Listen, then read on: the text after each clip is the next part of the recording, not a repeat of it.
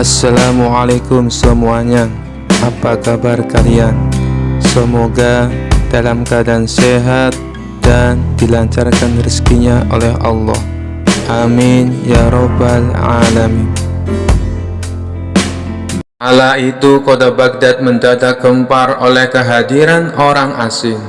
Persoalannya bukan pada orangnya, melainkan orang asing tersebut tidak mempercayai adanya Tuhan. Bukan hanya itu, ia juga menantang orang-orang muslim berdebat mengenai adanya Tuhan. Kabar ini pun sampai ke telinga Baginda Raja. Karena dianggap bikin resah masyarakat, orang asing ini lalu dipanggil ke istana. "Apa tujuanmu membuat onar di negeri kami?"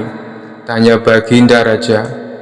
Orang asing ini menjawab, "Untuk apa mengaku bertuhan kalau tidak bisa menjawab pertanyaanku?" Kemudian Baginda Raja bertanya kembali, "Apakah kamu tidak percaya adanya Tuhan?" Dengan tegas orang itu menjawab, "Tentu saja saya tidak percaya adanya Tuhan, dan saya juga tidak percaya adanya akhirat." Mendengar itu Baginda Raja sempat terkejut. "Tapi saya dan rakyatku percaya adanya Tuhan. Berarti keyakinan kita berbeda. Jadi jangan ganggu rakyatku," tegas Baginda Raja. "Kalau Paduka Raja percaya adanya Tuhan, bisakah Paduka menjawab 3 pertanyaanku?" tanya orang asing tersebut. "Silahkan," balas Baginda Raja. Pertanyaan pertama, orang Islam meyakini bahwa dunia dan seisinya adalah ciptaan Allah. Lalu, siapakah yang menciptakan Allah? Bukankah sesuatu yang ada pasti ada penciptanya? Pertanyaan yang kedua, katanya di dalam surga manusia tidak akan berak ataupun kencing, sedangkan mereka makan dan minum setiap hari. Bagaimana mungkin ini bisa terjadi? Padahal segala sesuatu yang akan dimasukkan pasti akan keluar, entah itu dengan bentuk yang lain. Dan pertanyaan yang ketiga, orang Islam meyakini kalau setan terbuat dari api, tapi katanya setan akan disiksa dengan api neraka. Mana mungkin api bisa menyakiti api? Mendengar pertanyaan orang asing itu, Baginda Raja hanya terdiam. Bisa saja ia menjawab berdasarkan hadis dan Al-Quran, tapi karena yang dihadapi adalah orang yang tidak percaya Tuhan, maka dijawabnya harus dengan logika. Kemudian salah satu menterinya membisikkan kepada Baginda Raja, "Paduka, kalau soal beginian serahkan saja pada Abu Nawas. Dia pasti bisa mematahkan argumen orang asing itu." Baginda Raja menyetujui usulan menterinya. Maka dipanggillah Abu Nawas ke istana. Singkat cerita, Abu Nawas pun datang menghadap Baginda Raja. Ia lalu dipersilakan duduk di sampingnya. "Ada apa, Paduka? Kenapa tiba-tiba memanggil hamba?" tanya Abu Nawas. "Begini Abu Nawas, orang asing ini tidak percaya adanya Tuhan, dan dia mengajukan 3 pertanyaan, tapi jawabannya harus masuk akal," ujar Baginda Raja. Sekilas Abu Nawas menatap orang asing tersebut. "Oh, ini orangnya yang bikin gempar kota Baghdad," pikir Abu Nawas. Abu Nawas lalu menghampiri orang asing itu dan duduk tepat di hadapannya. "Silahkan, apa yang ingin kau tanyakan?" ucap Abu Nawas dengan penuh percaya diri. Orang asing tersebut memulai pertanyaannya. "Anda sebagai orang muslim tentu percaya bahwa segala sesuatu, baik yang terlihat maupun yang tidak terlihat, pasti ada yang menciptakan." "Iya, tentu saja, saya percaya," jawab Abu Nawas. "Sekarang saya mau bertanya, siapakah yang menciptakan alam semesta dan seisinya?" tanya orang asing itu. "Yang menciptakan alam semesta dan seisinya adalah Allah Tuhan saya," jawab Abu Nawas. "Oh, baiklah. Lalu siapakah yang menciptakan Allah? Bukankah tadi Anda mengakui bahwa segala sesuatu baik yang terlihat maupun tidak terlihat pasti ada yang menciptakan? Tanya orang asing itu kembali. Sejenak Abu Nawas terdiam. Ia pun lalu berkata, Anda pasti tahu kalau kami selaku orang Islam mengakui hanya ada satu Tuhan. Kita istilahkan saja Tuhan dengan angka 1. Sekarang gantian aku yang bertanya. Angka 3 berasal dari angka berapa? Tanya Abu Nawas. Angka 3 berasal dari angka 2 ditambah 1. Jawab orang asing tersebut. Tepat sekali. Kalau angka 2 berasal dari angka berapa? Tanya Abu Nawas kembali. Angka 2 berasal dari angka 1 ditambah 1. Jawab orang asing itu. Benar sekali. Sekarang kalau angka 1 itu sendiri berasal dari angka berapa? Tanya Abu Nawas. Orang itu kaget dengan pertanyaan tersebut. Ia hanya terdiam tak bisa menjawabnya. Kemudian Abu Nawas berkata kembali, pada intinya semua angka pasti ada awalnya. Entah itu angka 5, angka 4, ataupun angka 10. Dan angka-angka tersebut diibaratkan alam semesta ciptaan Allah. Apabila kamu bertanya siapa yang menciptakan Allah, sama halnya saya bertanya dari mana angka 1 itu ada. Kamu pasti tidak akan bisa menjawabnya. Jelas Abu Nawas. Orang itu pun langsung terdiam merenungi kata-kata Abu Nawas. Untuk jawabanmu atas pertanyaanku yang pertama masuk akal juga. Sekarang pertanyaan yang kedua. Kalian sebagai muslim pasti meyakini kelak hidup di surga tidak akan berak dan kencing. Padahal di sana kalian makan dan minum setiap hari. Mana mungkin itu bisa terjadi? Jelaskan padaku, tanya orang asing tersebut. Baik, akan saya jelaskan. Selama kamu dalam kandungan rahim ibumu, tentunya kamu makan dan minum, bukan? Karena menurut ilmu medis, seorang janin memakan sesuatu yang dimakan ibunya. Lalu ketika kamu dalam kandungan ibumu selama 9 bulan, apakah kamu pernah berak ataupun kencing? Untuk kedua kalinya, pertanyaan orang asing itu bisa dijawab dengan mudah oleh Abu Nawas. Baik, jawabanmu masuk akal. Sekarang pertanyaan terakhir. Kalian sebagai muslim pasti meyakini kalau setan terbuat dari api dan neraka juga terbuat dari api. Tapi yang membuat saya heran, katanya setan akan disiksa dengan api neraka. Mana mungkin api bisa menyakiti api? Itu hal konyol yang pernah saya dengar, ujar orang asing tersebut. Bisakah kamu menjelaskannya? Tanyanya kemudian. Sebelum aku menjawab pertanyaan yang terakhir, aku ingin kita saling berjanji. Apapun jawabannya, kamu tidak boleh marah, pinta Abu Nawas. Tentu saja saya tidak akan marah, apalagi kalau jawabannya masuk akal, balas orang asing tersebut. Tiba-tiba Abu Nawas menampar pipi orang asing itu dengan sangat keras. Baginda Raja dan orang-orang yang hadir terkejut dibuatnya. Hei, apa-apaan ini? Kalau tidak bisa menjawab, jangan emosi. Apalagi sampai main pukul kayak gini, protes orang asing itu. Siapa yang emosi? Itu tadi adalah jawaban saya. Apakah tadi kamu merasakan sakit? Tanya Abu Nawas. Tentu saja saya sakit, jawab orang itu sambil memegang pipinya. Coba kamu perhatikan tangan saya. Bukankah tangan saya terbuat dari tulang dan daging? Begitu juga dengan pipi kamu. Tapi ketika tangan saya ditamparkan ke pipi kamu, kamu langsung kesakitan. Itulah gambaran sederhana. Kalau api neraka bisa menyakiti setan, setan pasti akan merasa kesakitan, meskipun ia sama-sama terbuat dari api, kata Abu Nawas menjelaskan. Orang tersebut lalu terdiam. Ia tak bisa membantah argumen Abu Nawas. Sementara Baginda Raja dan orang-orang istana kagum atas kecerdikan Abu Nawas. Kisah selanjutnya. Pada suatu hari, Baginda Raja dan para menteri tampak sedang berkumpul di istana. Mereka membicarakan ingin kembali menguji kecerdasan Abu Nawas.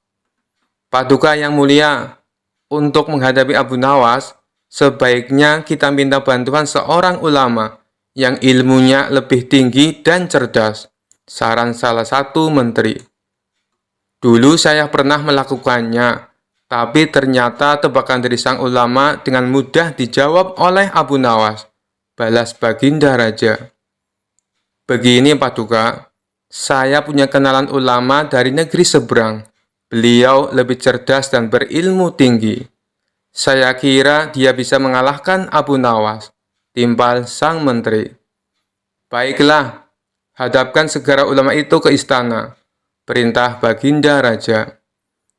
Esok harinya, sang menteri mengajak ulama tersebut datang ke istana menghadap Baginda Raja.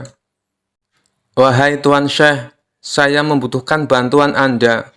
Apakah Anda bisa membantuku? Kata Baginda Raja. Siap Paduka yang mulia. Kiranya bantuan apakah yang bisa hamba berikan? Tanya sang ulama. Adakah kamu punya pertanyaan sulit yang jawabannya tidak mudah ditebak? Kata Baginda Raja. Oh, itu saya punya. Tebakan yang sampai saat ini belum ada yang bisa menjawabnya. Maukah Padukaku beritahu? Balas sang ulama. Ya, beritahu saya. Apa tebakannya? Sahut Baginda Raja. Apa yang lebih jahat dari setan? Kata sang ulama. Bukankah setan adalah makhluk yang paling jahat? Tapi kenapa kau bilang ada yang lebih jahat? Tanya Baginda Raja heran. Katanya Paduka butuh tebakan. Jawab saja Paduka. Kalau bisa berarti Paduka seorang yang pandai, ujar sang ulama. Pertanyaan ini belum pernah aku dengar sebelumnya, dan pasti Abu Nawas tak akan bisa menjawabnya, pikir Baginda Raja. Bisakah kau beritahu aku apa jawabannya? Pinta Baginda Raja kepada sang ulama. Maaf Paduka yang mulia, tapi saya tidak akan memberitahu kepada siapapun, balas sang ulama. Baiklah, pertanyaanmu memang aneh dan sulit dijawab, ucap Baginda Raja. Masih ada satu pertanyaan lagi, sahut sang ulama. Apa itu? Tanya Baginda Raja. Perkara apa yang orang miskin punya dan dibutuhkan oleh orang kaya? Kata sang ulama memberitahu. Sejenak Baginda Raja terdiam. Namun setelah sekian lama berpikir, ia tak kunjung menemukan jawaban. Kalau pertanyaan dibalik, tentu akan mudah dijawab. Perkara apa yang orang kaya punya dan dibutuhkan orang miskin? Tentulah jawabannya harta. Tapi ini malah sebaliknya. Ini yang membuat saya menjadi pusing, ujar Baginda Raja. Namanya saja tebakan Paduka, tentu penuh dengan teka-teki, timpal sang ulama.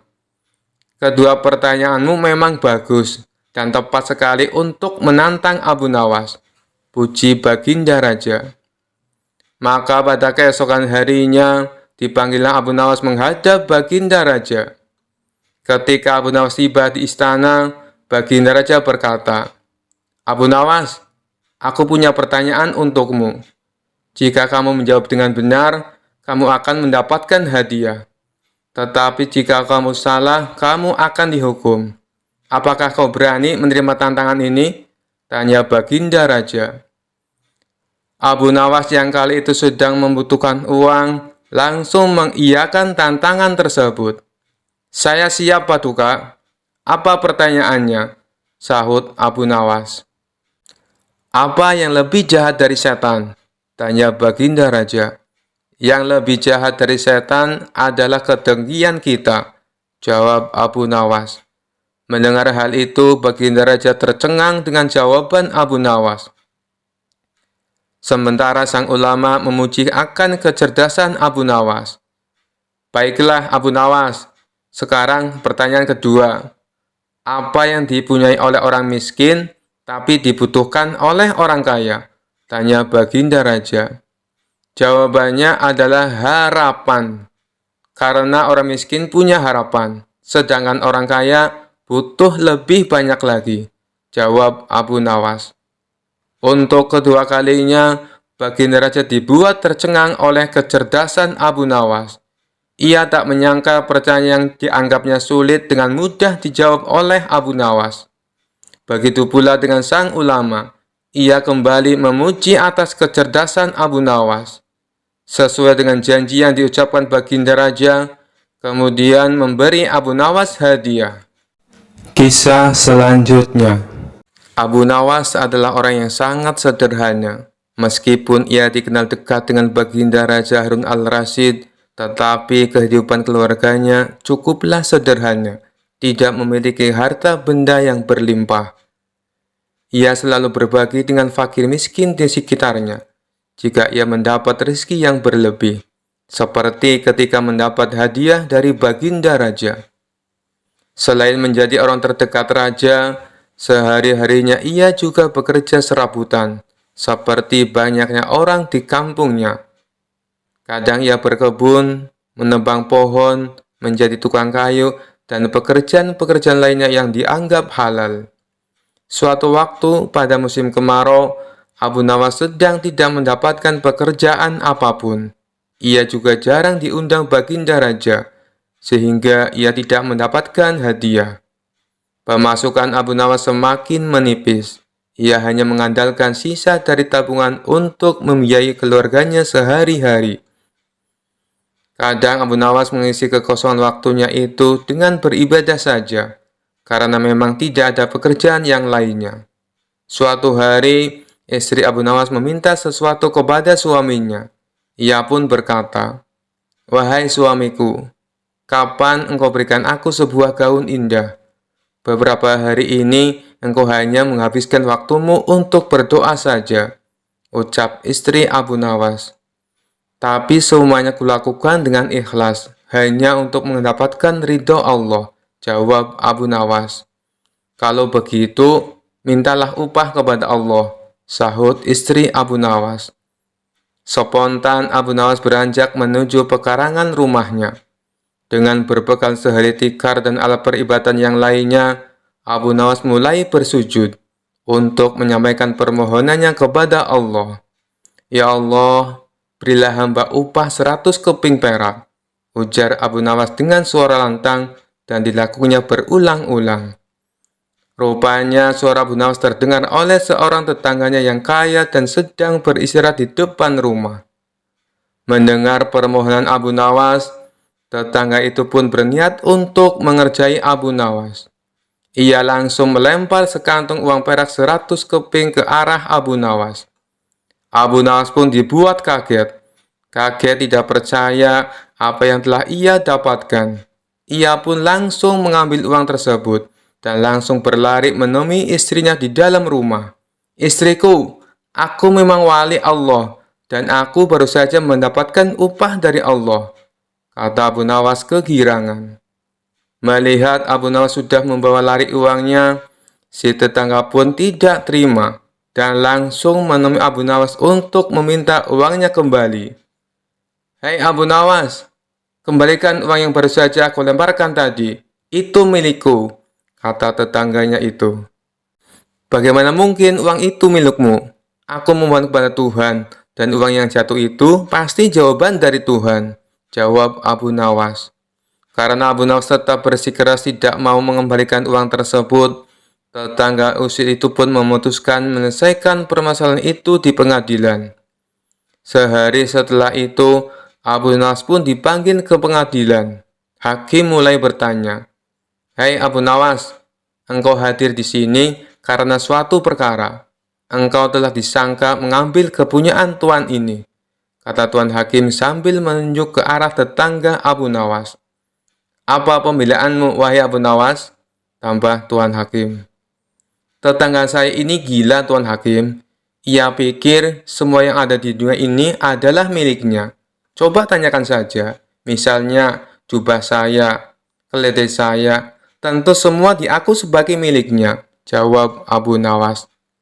"Tapi itu memang milikku," teriak tetangga yang kaget akan pernyataan Abu Nawas tersebut. Abu Nawas kemudian menceritakan seluruh kronologi kejadian tentang doa yang dilakukannya untuk mendapatkan uang 100 keping perak.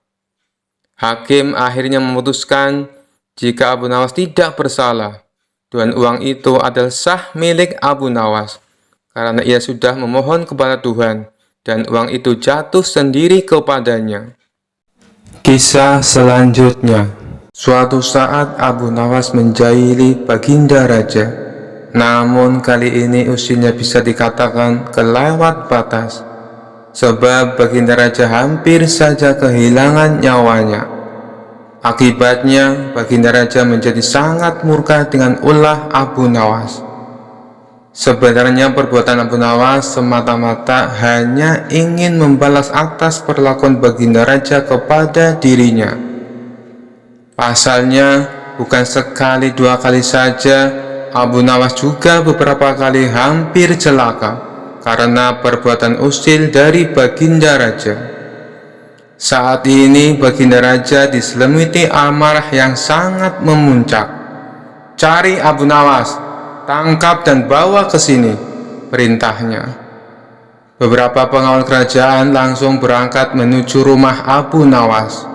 Sesampainya di sana, mereka menangkap Abu Nawas dengan kasar. "Apa-apaan ini? Apa salahku?" tanya Abu Nawas ketakutan. "Kami diperintah Baginda Raja untuk menangkapmu. Kalau kamu menolak, kami tetap akan membawamu dengan cara paksa," jawab para pengawal. Abu Nawas pun hanya bisa pasrah. Ia kemudian digiring ke istana dan dihadapkan kepada Baginda Raja. "Ampun Paduka yang mulia, kenapa hamba diperlakukan kasar begini?" tanya Abu Nawas. "Kamu jangan pura-pura tidak tahu. Kamu telah membuat aku murka. Perbuatan usilmu kemarin hampir saja membuatku mati. Kamu keterlaluan dan sangat kurang ajar," jawab Baginda Raja penuh emosi. "Maafkan hamba Paduka yang mulia, hamba khilaf," ucap Abu Nawas. "Saat ini sudah tidak ada maaf bagimu. Kamu harus dihukum mati," bentak Baginda Raja. "Lalu dengan cara apa hamba dihukum mati Paduka? Dipancung atau digantung?" tanya Abu Nawas. Bukan dengan cara seperti itu, karena hukuman seperti itu hanya jadi bahan lelucon bagimu," balas Baginda Raja bertambah emosi. Abu Nawas menangkap keseriusan pada diri Baginda Raja. "Sepertinya Paduka tidak main-main. Ia terlihat sangat marah padaku," pikir Abu Nawas. Bahkan para menteri dan para jurid pun menundukkan kepala. Tidak ada yang berani menatap Baginda Raja. Para menteri dan segenap prajurit terkejut mendengar perintah tersebut, karena walau bagaimanapun Abu Nawas adalah sosok yang baik, sering berjasa mengungkap kasus-kasus di dalam istana yang sulit terpecahkan. Mereka sampai hati melihat Abu Nawas tewas mengenaskan diterkam singa buas. Tapi karena ini adalah titah Baginda Raja, tidak ada seorang pun yang berani menentangnya. Lalu seorang penasihat istana berkata, "Ampun Paduka yang mulia, apakah tidak berlebihan hukuman yang diberikan? Bukankah lebih baik bila Abu Nawas dihukum penjara saja?" ujar penasihat istana coba membela Abu Nawas. "Kalau tidak suka dengan keputusanku, kau boleh ikut dengan Abu Nawas," hardik Baginda Raja. Sang penasihat istana hanya terdiam. Ia tidak berani membantahnya. Sementara Abu Nawas tertunduk lesu mendengar keputusan tersebut. Tubuhnya langsung lemas dan gemetaran. Namun ketika hendak dimasukkan ke kandang singa, Abu Nawas berkata, "Ampun Paduka yang mulia, hamba ikhlas menerima hukuman ini dan hamba sudah pasrah. Tapi berilah waktu hamba 3 bulan. Hamba ingin agar di akhir kematian disibukkan oleh kegiatan amal ibadah pinta Abu Nawas. Sejenak Baginda Raja terdiam. Tidak berapa lama kemudian, Baginda Raja berkata, "Baik, aku kabulkan permintaanmu. Tapi selama itu pula, kamu harus hidup dalam penjara, dan kamu dilarang menemui keluargamu." Abu Nawas pun menyetujui syarat tersebut. "Kalau diperkenankan, bolehkah saya minta satu permintaan lagi?" tutur Abu Nawas. "Apa permintaanmu?" tanya Baginda Raja. "Supaya kehidupan hamba di dalam penjara tidak membosankan, izinkan hamba memberi makan singa yang ada di kandang," jawab Abu Nawas. "Tidak masalah, nanti ruang penjaramu bersebelahan dengan kandang singa," ujar Baginda Raja. Maka dimasukkanlah Abu Nawas ke penjara. Pada bulan pertama, Abu Nawas melalui waktu dengan beribadah, sedangkan tiap pagi dan sore diisi dengan memberi makan singa. Pada bulan kedua dan ketiga, Abu Nawas makin tekun beribadah.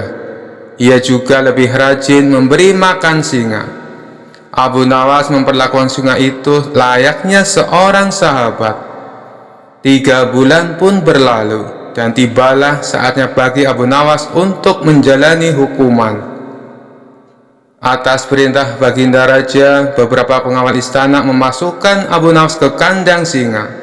Sementara para menteri yang ikut menyaksikan merasa iba dengan nasib Abu Nawas. "Hai pengawal, masukkan Abu Nawas ke kandang singa," teriak Baginda Raja memecah keheningan. Tapi tiba-tiba terjadi peristiwa yang tidak terduga. Saat Abu Nawas berada di dalam kandang singa, singa tersebut tidak menerkamnya, tapi justru menjilati kaki dan tangan Abu Nawas. Abu Nawas pun membalasnya dengan mengelus-elus tubuh dan kepala singa. Singa yang terkena buas ini mendadak tunduk dan nurut kepada Abu Nawas. Sontak saja pemandangan itu membuat mereka yang hadir menjadi terkejut dan heran. "Abu Nawas ternyata punya kesaktian," ujar salah satu menteri. Dikarenakan singa itu tidak mau menerkam, akhirnya Abu Nawas dikeluarkan dari kandang dan disuruh menghadap Baginda Raja. "Hai Abu Nawas, kenapa singa itu tidak mau memakanmu? Kamu punya kesaktian?" tanya Baginda Raja heran. "Sama sekali hamba tidak punya kesaktian, Paduka," jawab Abu Nawas. "Tapi kenapa singa itu tidak mau memakanmu?" tanya Baginda Raja lagi. "Begini Paduka yang mulia, selama 3 bulan ini hamba rutin memberi singa itu makan dan minum, dan hamba juga memperlakukan dia dengan baik. Oleh sebab itulah hamba tidak dimangsanya, sebab dia pikir hamba adalah orang yang berjasa bagi dia. Padahal hanya 3 bulan hamba memperlakukan dia dengan baik. Dia memang seekor singa yang buas, tapi dia tahu balas budi. Buktinya, dia tidak memangsa hamba. Sedangkan Paduka sendiri, bertahun-tahun hamba mengabdi kepada Paduka dan berjasa bagi istana ini. Tapi hanya karena satu kesalahan, Paduka begitu tega menjatuhkan hukuman mati kepada hamba," tutur Abu Nawas menjelaskan. Mendengar hal itu, Baginda Raja pun menyadari akan kesalahannya. "Maafkan aku Abu Nawas, aku telah berbuat khilaf. Baiklah, sekarang kamu boleh pulang. Dan ini ada hadiah uang untukmu dan keluargamu. Terimalah sebagai rasa terima kasihku karena telah menyadarkanku," ujar Baginda Raja. Kisah selanjutnya. Suatu hari Baginda Raja dilanda masalah yang membuatnya tidak bisa tidur. Sedangkan masalah yang dihadapinya hanya Baginda Raja sendiri yang tahu. Meskipun Baginda Raja banyak masalah, namun ia sengaja merahasiakannya dari orang-orang sekitar, baik kepada penasihat istana maupun Abu Nawas selaku sahabatnya tempat berkeluh kesah. Padahal sejatinya Baginda Raja ingin rasanya melupakan masalah yang menimpanya. Kalaupun bisa lari menghindar, tentulah ia akan melakukannya. Tapi kenyataannya, permasalahan yang dihadapi terasa seperti mengikutinya kemanapun Baginda Raja pergi. Sejak saat itu, Baginda Raja sering terlihat melamun seorang diri. Kemudian penasihat istana mendekati Baginda Raja. "Maaf Paduka yang mulia, hamba perhatikan belakangan ini Paduka terlihat murung. Hamba khawatir Paduka nanti jatuh sakit. Adakah sesuatu yang Paduka pikirkan?" tanya penasehat istana. "Tidak ada apa-apa, aku baik-baik saja. Kau urusi saja pekerjaanmu," jawab Baginda Raja dengan memalingkan wajahnya. Penasihat istana pun hanya terdiam. Ia merasakan gelagat bahwa Baginda Raja sedang dilanda masalah besar. Dikarenakan Baginda Raja tidak mau berterus terang, penasihat istana tidak berani membujuknya untuk menceritakan masalah yang dihadapinya. Makin hari sikap Baginda Raja makin tertutup, bahkan kini enggan menerima tamu. Hal ini membuat para pejabat istana menjadi sangat khawatir. Apa yang harus kita lakukan? Makin hari Baginda Raja terlihat mengkhawatirkan. Ini sangat buruk untuk kondisinya. Jangan sampai Baginda Raja jatuh sakit, kata salah seorang menteri. Aku juga cemas melihat sikap Baginda Raja belakangan ini. Aku sudah mencoba membujuknya supaya mau menceritakan masalah yang dialami. Tapi ia malah memalingkan wajah. Baginda Raja memilih menutup diri, beber penasehat istana. Saya punya saran. Bagaimana kalau masalah ini kita sampaikan kepada Abu Nawas? Biasanya dia tahu solusinya, ujar salah satu dari menteri. Ya, saya setuju dengan saran tersebut, balas lainnya. Maka beberapa menteri istana segera mendatangi rumah Abu Nawas. Melihat yang datang adalah para menteri, Abu Nawas sempat terkejut. Biasanya yang diutus Baginda Raja adalah prajurit istana. Kenapa kalian yang datang? Tanya Abu Nawas. Kami ke sini bukan diutus Baginda Raja, tapi atas kemauan sendiri, jawab para menteri. Kemudian para menteri ini memberitahu Abu Nawas tentang keadaan yang menimpa Baginda Raja. Kami semua sudah berusaha memberi perhatian, tapi Baginda Raja selalu menutup diri, kata salah satu menteri. Baiklah, aku akan mencoba menghiburnya. Mari kita ke istana sekarang, ajak Abu Nawas. Singkat cerita, Abu Nawas menghadap Baginda Raja. Ia lalu bercerita kisah-kisah jenaka di hadapan Baginda Raja, berharap bisa terhibur dan tertawa. Tapi ternyata tidak ada reaksi apapun. Baginda Raja hanya terdiam, malah meninggalkan Abu Nawas lalu masuk ke kamarnya. Selepas Baginda Raja pergi, para menteri segera menghampiri Abu Nawas. Bagaimana ini Abu Nawas? Kamu lihat sendiri kan? Ucap mereka. Sepertinya Baginda Raja sedang mengalami masalah berat. Biarkan aku pulang dulu. Aku akan memikirkan cara untuk mengatasi masalah ini, ucap Abu Nawas. Setibanya di rumah, Abu Nawas terus memikirkan cara terbaik memecahkan masalah ini. Setelah berpikir cukup lama, akhirnya Abu Nawas menemukan ide yang cemerlang. Esok harinya Abu Nawas pergi ke pasar. Di hadapan orang-orang, Abu Nawas berteriak, "Apakah di antara kalian ada yang bisa memasukkan onta ke lubang jarum?" Mendengar pertanyaan Abu Nawas, semua orang yang ada di sana heran. Salah satu dari mereka lalu menjawab, "Mana mungkin bisa, itu perkara yang mustahil." Dengan lantang Abu Nawas membalas, "Tidak ada perkara yang mustahil. Jangankan aku, anak kecil pun bisa." "Kalau kau mau bisa, coba tunjukkan kepada kami," pinta mereka. "Maaf kawan-kawan, sayangnya aku hanya bisa membuktikannya bila di hadapan Baginda Raja," jawab Abu Nawas. Begitulah seterusnya, setiap ada keramaian orang ataupun perkumpulan, Abu Nawas selalu mengatakan hal yang sama. Akhirnya kabar tentang Abu Nawas bisa memasukkan unta ke lubang jarum sampai juga hingga ke telinga Baginda Raja. Awalnya Baginda Raja tidak terlalu memperdulikannya, tapi lama-kelamaan timbul juga rasa penasaran pada dirinya. Maka diperintahkanlah beberapa pengawal istana memanggil Abu Nawas. "Tuan Abu Nawas, Anda diperintah Paduka untuk datang ke istana," ucap seorang prajurit. "Benarkah?" tanya Abu Nawas memastikan. "Benar Tuan Abu Nawas," jawab dia. "Rencanaku akhirnya berhasil," pikir Abu Nawas. "Oh iya, bagaimana kondisi Baginda Raja sekarang?" tanya Abu Nawas lagi. "Baginda masih sering mengurung diri dan sering tampak termenung," jawab salah satu prajurit. "Baiklah, aku akan ke sana sekarang," balas Abu Nawas. Tidak lama kemudian, Abu Nawas sampai di istana menghadap Baginda Raja. "Wahai Abu Nawas, aku dengar kau bisa memasukkan seekor unta ke lubang jarum. Kau bersedia membuktikannya bila di hadapanku. Benarkah itu?" tanya Baginda Raja. "Benar Paduka yang mulia," jawab Abu Nawas. "Bagaimana mungkin? Aku rasa itu perkara yang mustahil," balas Baginda Raja.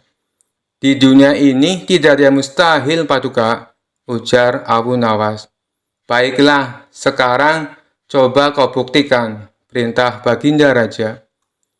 "Caranya mudah, Paduka. Kita tinggal membuat jarum yang lubangnya lebih besar daripada seekor unta.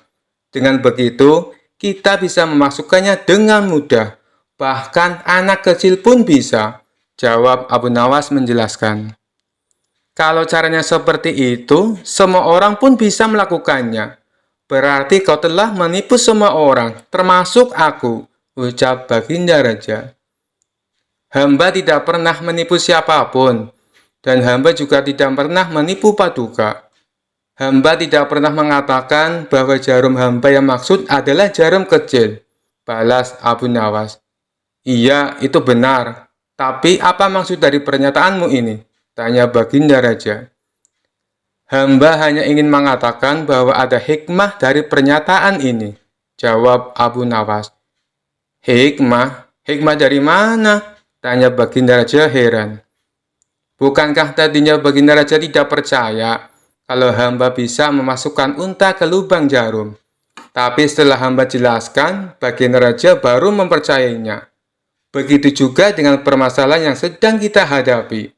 Sebesar apapun masalah, sebesar apapun bebannya, tapi kalau hati kita lebih besar, hati kita lebih luas saat menghadapinya, maka semua masalah akan terasa lebih ringan.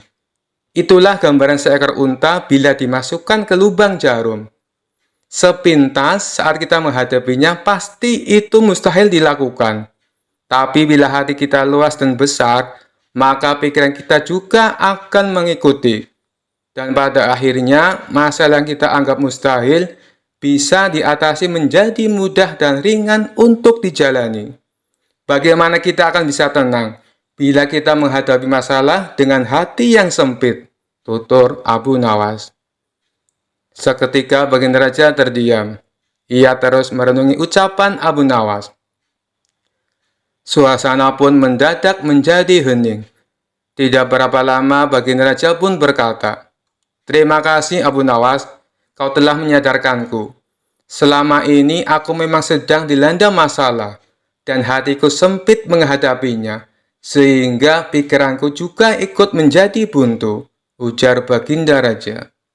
Sejak kejadian itu, kini Baginda Raja mulai terlihat ceria. Ia tidak lagi terlihat murung seperti hari-hari sebelumnya. Permasalahan bukanlah hal untuk dilamunkan, melainkan dihadapi dengan hati yang besar.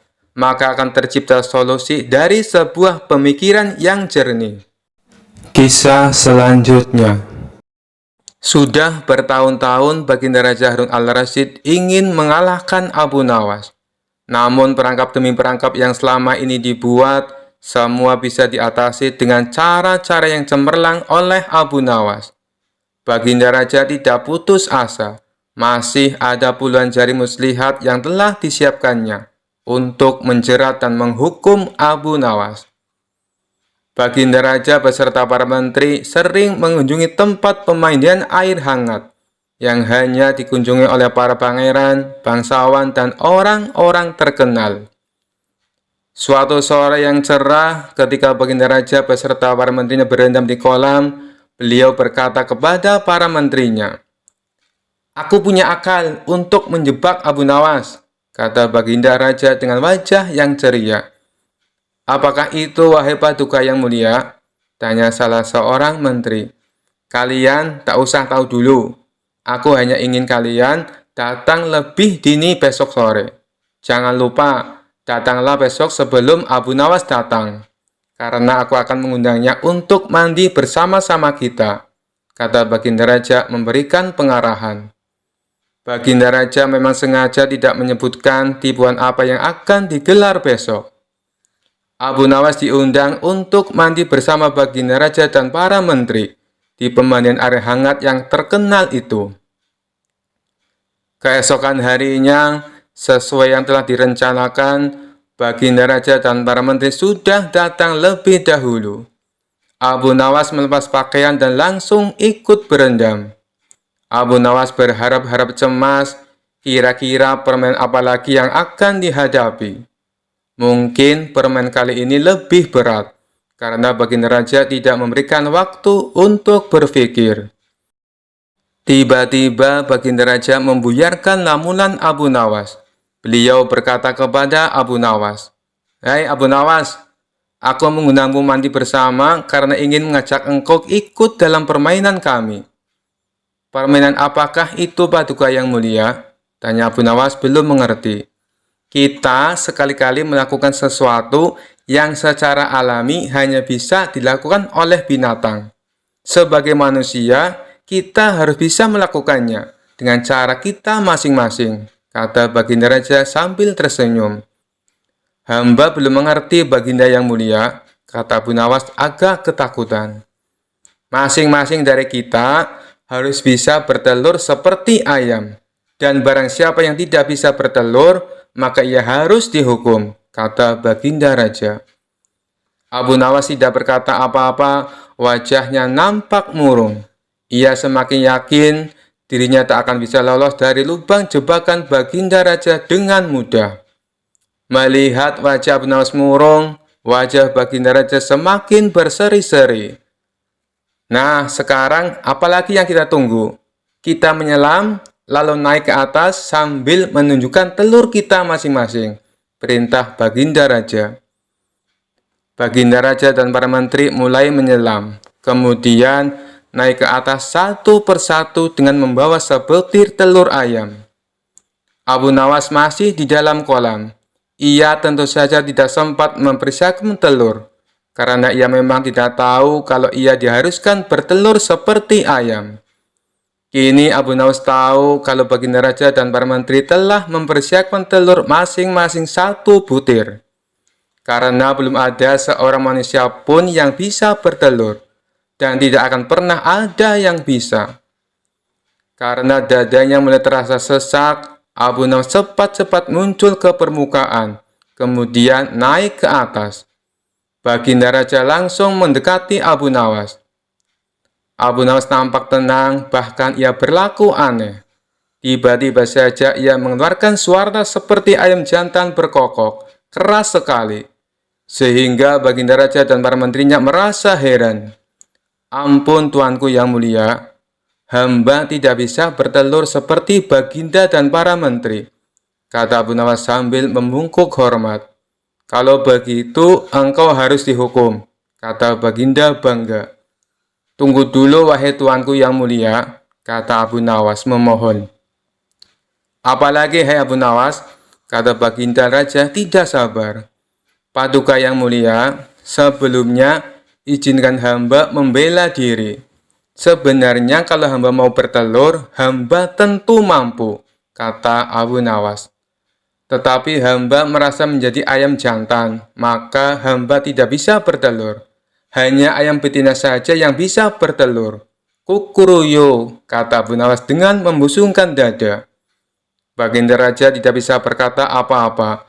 Wajah Baginda dan para menteri yang semula ceria penuh kemenangan, kini mendadak berubah menjadi merah padam karena malu, sebab mereka dianggap ayam betina. Abu Nawas memang cerdik.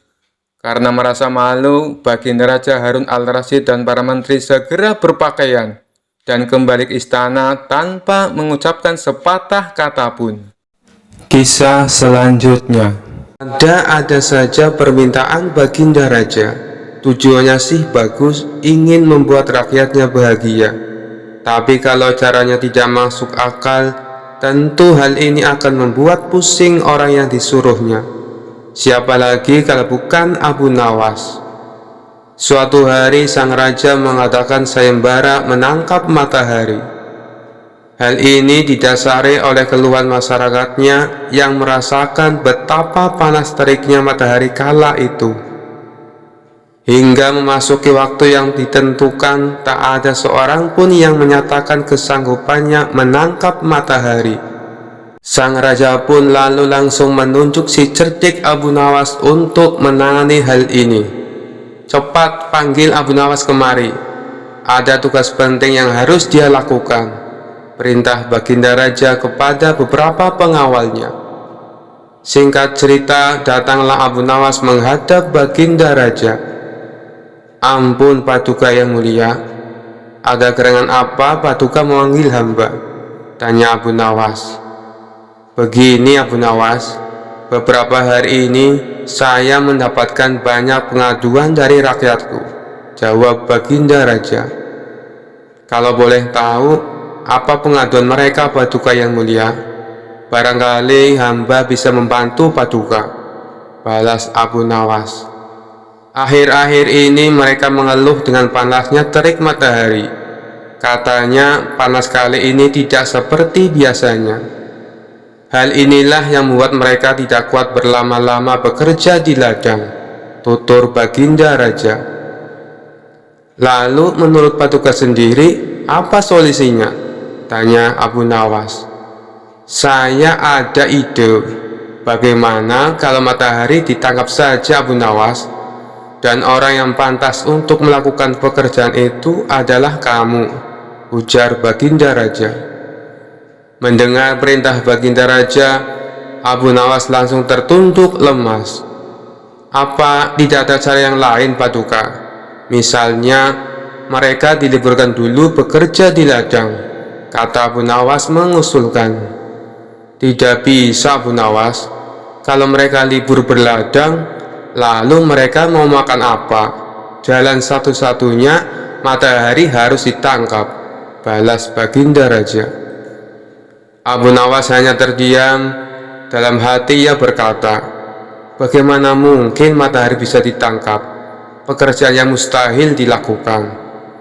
Namun karena ini adalah titah Baginda Raja, mau tidak mau Abu Nawas harus menerimanya. Sekarang kamu pulang dulu Abu Nawas, dan besok kamu harus kembali ke sini untuk menangkap matahari. Kalau kamu tidak bisa melakukannya, kamu akan menerima hukuman, titah Baginda Raja. Tibanya di rumah, Abu Nawas terus memikirkan cara supaya ia bisa lepas dari hukuman. Ia terus memutar otaknya hingga tengah malam. Lebih baik aku sholat isya dulu, nanti aku malah ketiduran, pikir Abu Nawas. Ia pun lalu menuju kolam untuk mengambil air wudhu. Saat ia hendak mengambil air, bayangan dirinya ada dalam air tersebut. Disitulah akhirnya Abu Nawas mendapatkan ide. Aku menemukan jalan keluarnya, ucap Abu Nawas kegirangan. Esok paginya dengan wajah ceria, Abu Nawas pergi ke istana menghadap Baginda Raja. Hei Abu Nawas, apakah kamu sudah siap menangkap matahari?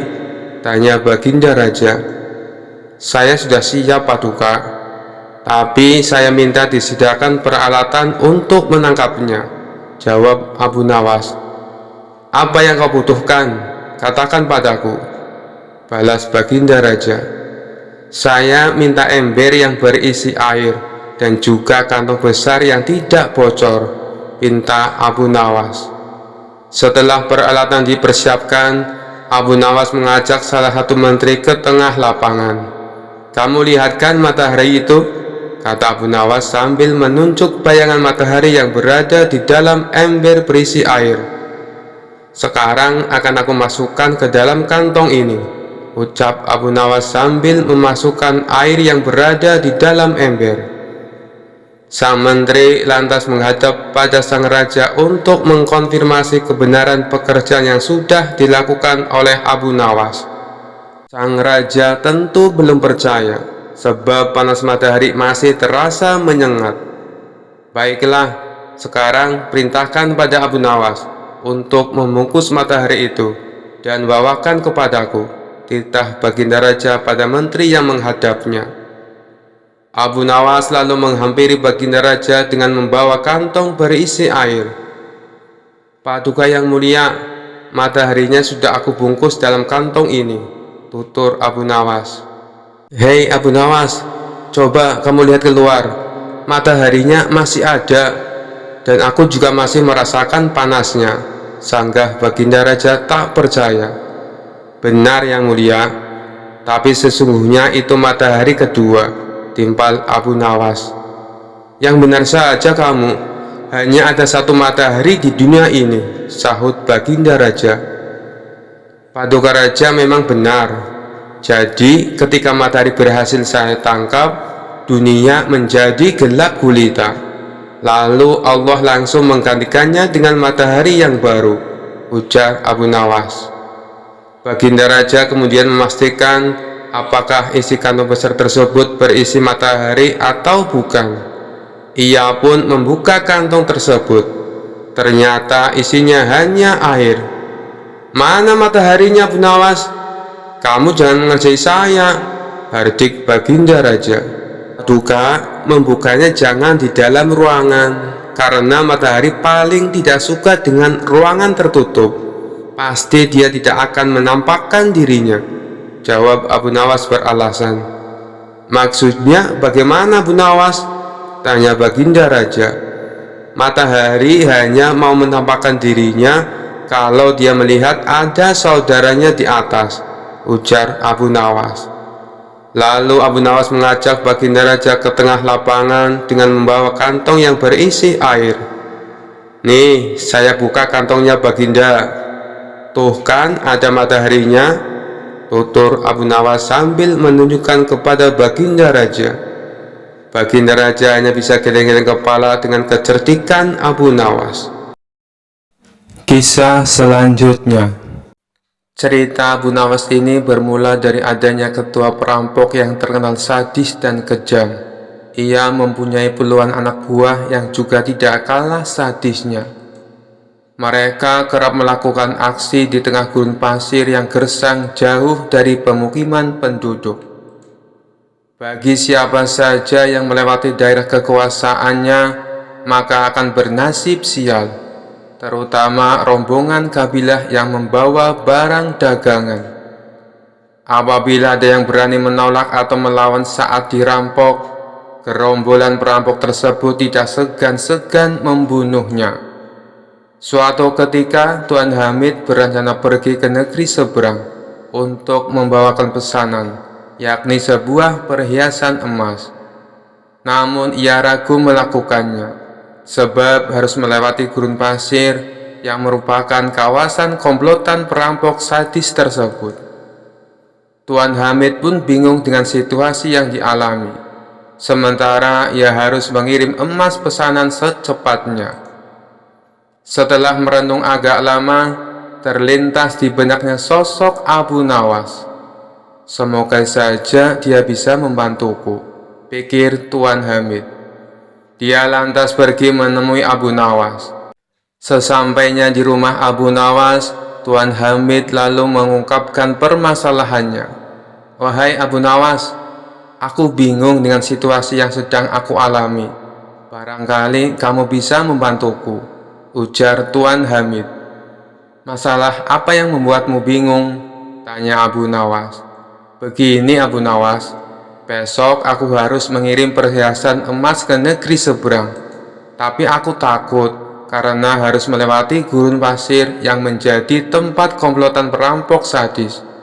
Aku dengar siapapun yang melewati daerah itu pasti hartanya dirampok sampai ludes. Kalau menolak akan dibunuh, ucap Tuan Hamid. Menurutmu apa yang harus aku lakukan? Tanya Tuan Hamid mengimbuhkan. Sejenak Abu Nawas terdiam. Dalam hati ia berkata, mereka memang perampok yang sadis. Aku dengar tidak ada yang bisa selamat melewati daerah itu, kecuali dengan pertolongan Allah Subhanahu wa Ta'ala. Ya sudah, begini saja Tuan Hamid, aku akan membantumu. Biarkan aku yang melakukan tugas itu, ucap Abu Nawas. Maksudmu, kau yang akan mengantar emasnya? Tanya Tuan Hamid. Benar Tuan Hamid, itu pun kalau Tuan mengizinkan, jawab Abu Nawas. Tentu saja Abu Nawas, aku justru berterima kasih. Kalau kau berhasil menjalankan tugas ini, akan aku beri hadiah, kata Tuan Hamid kegirangan. Singkat cerita, berangkatlah Abu Nawas membawakan emas Tuan Hamid. Dia ikut rombongan kabilah besar yang sama-sama menuju negeri seberang. Saat tengah malam tiba, sampailah mereka di tengah gurun pasir yang merupakan daerah komplotan perampok sadis. Dari kejauhan, Abu Nawas melihat ada gubuk kecil yang dihuni oleh satu orang. Maka terlintaslah di benaknya sebuah ide untuk menyelamatkan emas yang dibawa. Sebelum dihadang para perampok, lebih baik aku titipkan emas ini kepada orang penghuni gubuk itu, pikir Abu Nawas. Ia pun segera memisahkan diri dari rombongan dan berjalan menuju gubuk itu. Kawan, bolehkah aku menitip garang ini sebentar? Tanya Abu Nawas. Orang penghuni gubuk itu menjawab, oh silakan, taruh saja di dalam. Setelah menitipkan emas, Abu Nawas lalu mengejar rombongannya dan kembali berjalan bersama para kabilah. Tidak lama kemudian, tiba-tiba komplotan perampok muncul menghadang dengan pedang terhunus di tangannya. Serahkan semua barang kalian, jangan ada yang tersisa. Bila kalian melawan atau menolak, kami tidak segan-segan membunuh kalian, ancam komplotan perampok sadis itu. Rombongan kabilah pun terpaksa memberikan semua hartanya karena ketakutan akan dibunuh. Sedangkan Abu Nawas yang tidak membawa apapun hanya digeledah dan luput dari aksi perampokan. Ketika semua barang dan harta berhasil didapatkan, komplotan perampok ini lalu pergi meninggalkan Abu Nawas dan rombongan. Alhamdulillah, emas yang kubawa bisa selamat, ucap Abu Nawas dalam hati. Kemudian Abu Nawas berniat kembali mendatangi gubuk tempat menitipkan emasnya. Setibanya di sana, terlihat komplotan perampok yang tadi beraksi juga berada di dalamnya. Celaka, ternyata aku salah. Orang yang aku titipi emas justru ketua perampoknya, kata Abu Nawas kecewa. Sesaat Abu Nawas ragu dengan tawaran ketua perampok tersebut. Kalaupun aku lari, pasti akan mudah ditangkap oleh mereka dan bisa-bisa dibunuh. Lebih baik aku datangi saja.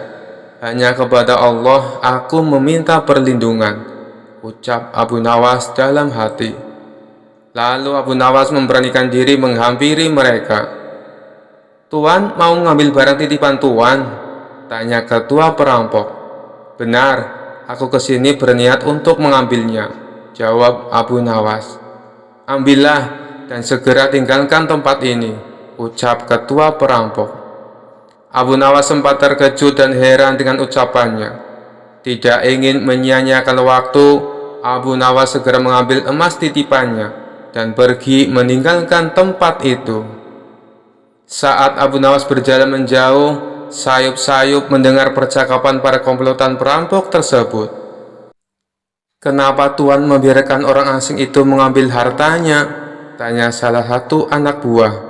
Sang ketua perampok menjawab, orang asing itu telah mempercayaiku seperti aku mempercayai Allah akan menerima tobatku. Aku hargai kepercayaan orang asing itu agar Allah menghargai kepercayaanku pula. Mendengar hal itu, barulah Abu Nawas tahu bahwa sebenarnya si ketua perampok adalah orang yang ingin bertobat. Kisah selanjutnya. Dikisahkan pada saat itu Harun al-Rasyid menunjuk kawannya untuk menjabat sebagai gubernur di kota Abu Nawas tinggal. Namun sayangnya orang yang ditunjuk ini menyalahgunakan jabatannya. Dengan sewenang-wenang dia memerintahkan para prajurit untuk menangkap para sastrawan yang dianggap pintar. Setelah beberapa sastrawan berhasil ditangkap, mereka dihadapkan kepada gubernur yang baru itu. Satu persatu di antara mereka ditanya oleh sang gubernur, "Menurutmu, saya gubernur yang adil atau zalim?" tanya sang gubernur. "Anda adalah gubernur yang zalim," jawab sastrawan yang pertama. Sang gubernur terperanjat dengan jawaban tersebut. "Apa alasanmu?" tanya sang gubernur. "Karena Anda telah menangkap kami tanpa sebab," jawab sastrawan pertama. "Prajurit, masukkan dia ke dalam penjara. Besok dia harus dihukum mati," pinta sang gubernur. Sastrawan berikutnya dipanggil dan diberi pertanyaan yang serupa. "Menurutmu, saya gubernur yang adil atau zalim?" tanya sang gubernur. "Tuanku adalah gubernur yang adil," jawab sastrawan yang kedua. "Apa alasanmu?" tanya sang gubernur kembali. "Karena tuanku sangat memperhatikan rakyatnya," jawab sastrawan tersebut. "Kamu pembohong. Prajurit, masukkan dia ke dalam penjara. Besok dia harus dihukum mati," kata sang gubernur. Begitulah seterusnya. Apabila dijawab adil ataupun zalim, sang gubernur tetap memberikan hukuman mati pada para sastrawan. Kemudian beberapa sastrawan yang belum tertangkap mendatangi rumah Abu Nawas. "Tolonglah kami, Abu Nawas. Beberapa kawan kita dijatuhi hukuman mati," kata mereka penuh khawatir. Abu Nawas terkejut mendengarnya. "Kenapa gubernur melakukan hal itu? Bagaimana ceritanya?" tanya Abu Nawas heran. "Kami sendiri tidak tahu, Abu Nawas. Tanpa sebab, gubernur yang baru menangkapi para sastrawan di kota kita. Lalu mereka ditanya satu persatu, apakah dia gubernur yang adil atau zalim. Bila jawabannya zalim, akan dihukum mati. Bila jawabannya adil, juga tetap akan dihukum mati," kata mereka menjelaskan. "Pasti gubernur sakit. Dia sudah tidak waras," ucap Abu Nawas.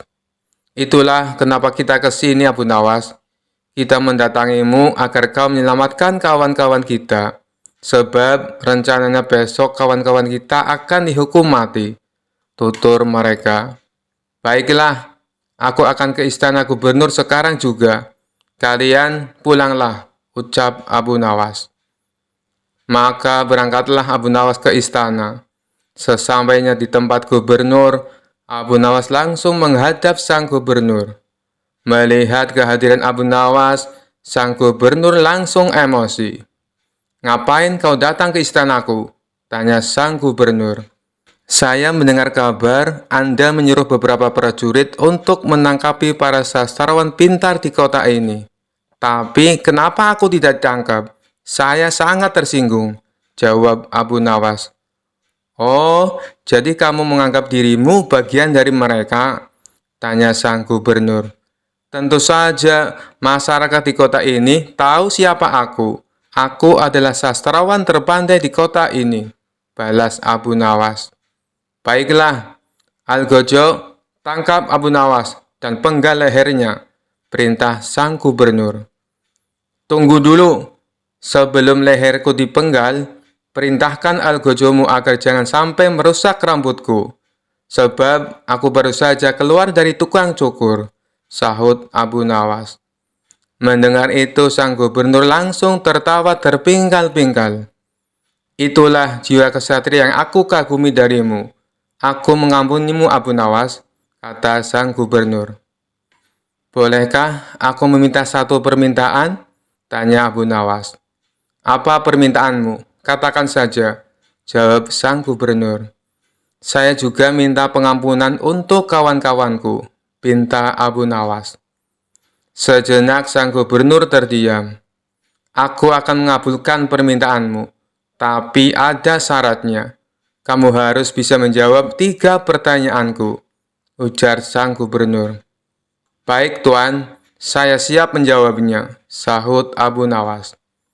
Menurutmu, aku gubernur yang adil atau zalim? Tanya sang gubernur. Tuan bukan gubernur yang adil, bukan pula gubernur yang zalim. Orang-orang yang zalim itu adalah kita, sedangkan Tuan adalah pedang keadilan yang membalas kezaliman, jawab Abu Nawas. Luar biasa, jawabanmu sungguh menakjubkan, Abu Nawas. Sekarang pertanyaan yang kedua, mana yang lebih bermanfaat, matahari atau bulan? Tanya sang gubernur. Matahari terbit di siang hari bersamaan dengan terangnya dunia, maka menurutku matahari kurang bermanfaat. Sementara bulan terbit di waktu malam yang menerangi dunia dan menjadikannya seperti siang, maka menurutku manfaat bulan lebih besar, jawab Abu Nawas. Sang gubernur pun tertawa dengan jawaban Abu Nawas, meskipun nyeleneh tapi masuk akal. Baiklah Abu Nawas, sekarang pertanyaan yang terakhir. Menurutmu warna angin itu apa? Tanya sang gubernur. Warna angin itu merah, Tuan, jawab Abu Nawas enteng. Apa alasanmu? Tanya sang gubernur kembali. Kalau kita masuk angin, lalu badan kita dikerok, pasti akan muncul warna merah pada tubuh kita. Itu menunjukkan kalau anginnya sedang keluar. Berarti warna angin itu adalah merah, jawab Abu Nawas. Untuk kedua kalinya sang gubernur dibuatnya tertawa terpingkal-pingkal. Kamu memang cerdik, Abu Nawas. Kamu mendapatkan apa yang kau inginkan. Ternyata apa yang dikatakan Baginda Raja tentangmu memang benar, Abu Nawas, tutur sang gubernur. Abu Nawas spontan kaget mendengar nama Baginda Raja disebut. Maksudnya Tuan bagaimana? Tanya Abu Nawas penasaran. Sebelum aku ditugaskan kemari, Baginda Raja memberitahu saya kalau di kota ini banyak sastrawan pintar, dan di antara sastrawan yang paling cerdik adalah kamu. Saya berniat memanggil mereka untuk saya kasih hadiah, tapi sebelumnya saya ingin mengerjai mereka dulu. Ternyata kamu malah datang untuk membantu mereka. Dan ini adalah suatu kesempatan bagi saya untuk menguji kecerdasanmu, jelas sang gubernur. Jadi, hukuman mati yang Tuhan berikan hanya pura-pura? Tanya Abu Nawas kaget. Benar Abu Nawas, saya hanya ingin mengerjai mereka sebelum aku memberikan hadiah kepada mereka, jawab sang gubernur. Abu Nawas pun terdiam sejenak. Kurang ajar. Ternyata aku masuk ke dalam perangkapnya. Tunggu saja pembalasanku nanti, ucap Abu Nawas dalam hati. Kisah selanjutnya. Mungkin yang kita tahu selama ini, Abu Nawas dikenal sebagai tokoh sufi yang nyeleneh dari kota Baghdad. Namun ternyata dia juga adalah seorang ulama sufi yang sangat menguasai ilmu agama. Di sela-sela kesibukannya bolak-balik ke istana, Abu Nawas selalu menyempatkan waktu untuk mengajar murid-muridnya. Ia juga sering kedatangan tamu yang bertujuan hanya untuk bertanya tentang masalah agama. Suatu ketika, saat Abu Nawas sedang mengajar, datanglah seorang tamu pertama menghadap Abu Nawas. Wahai Tuan Abu Nawas, manakah yang lebih utama?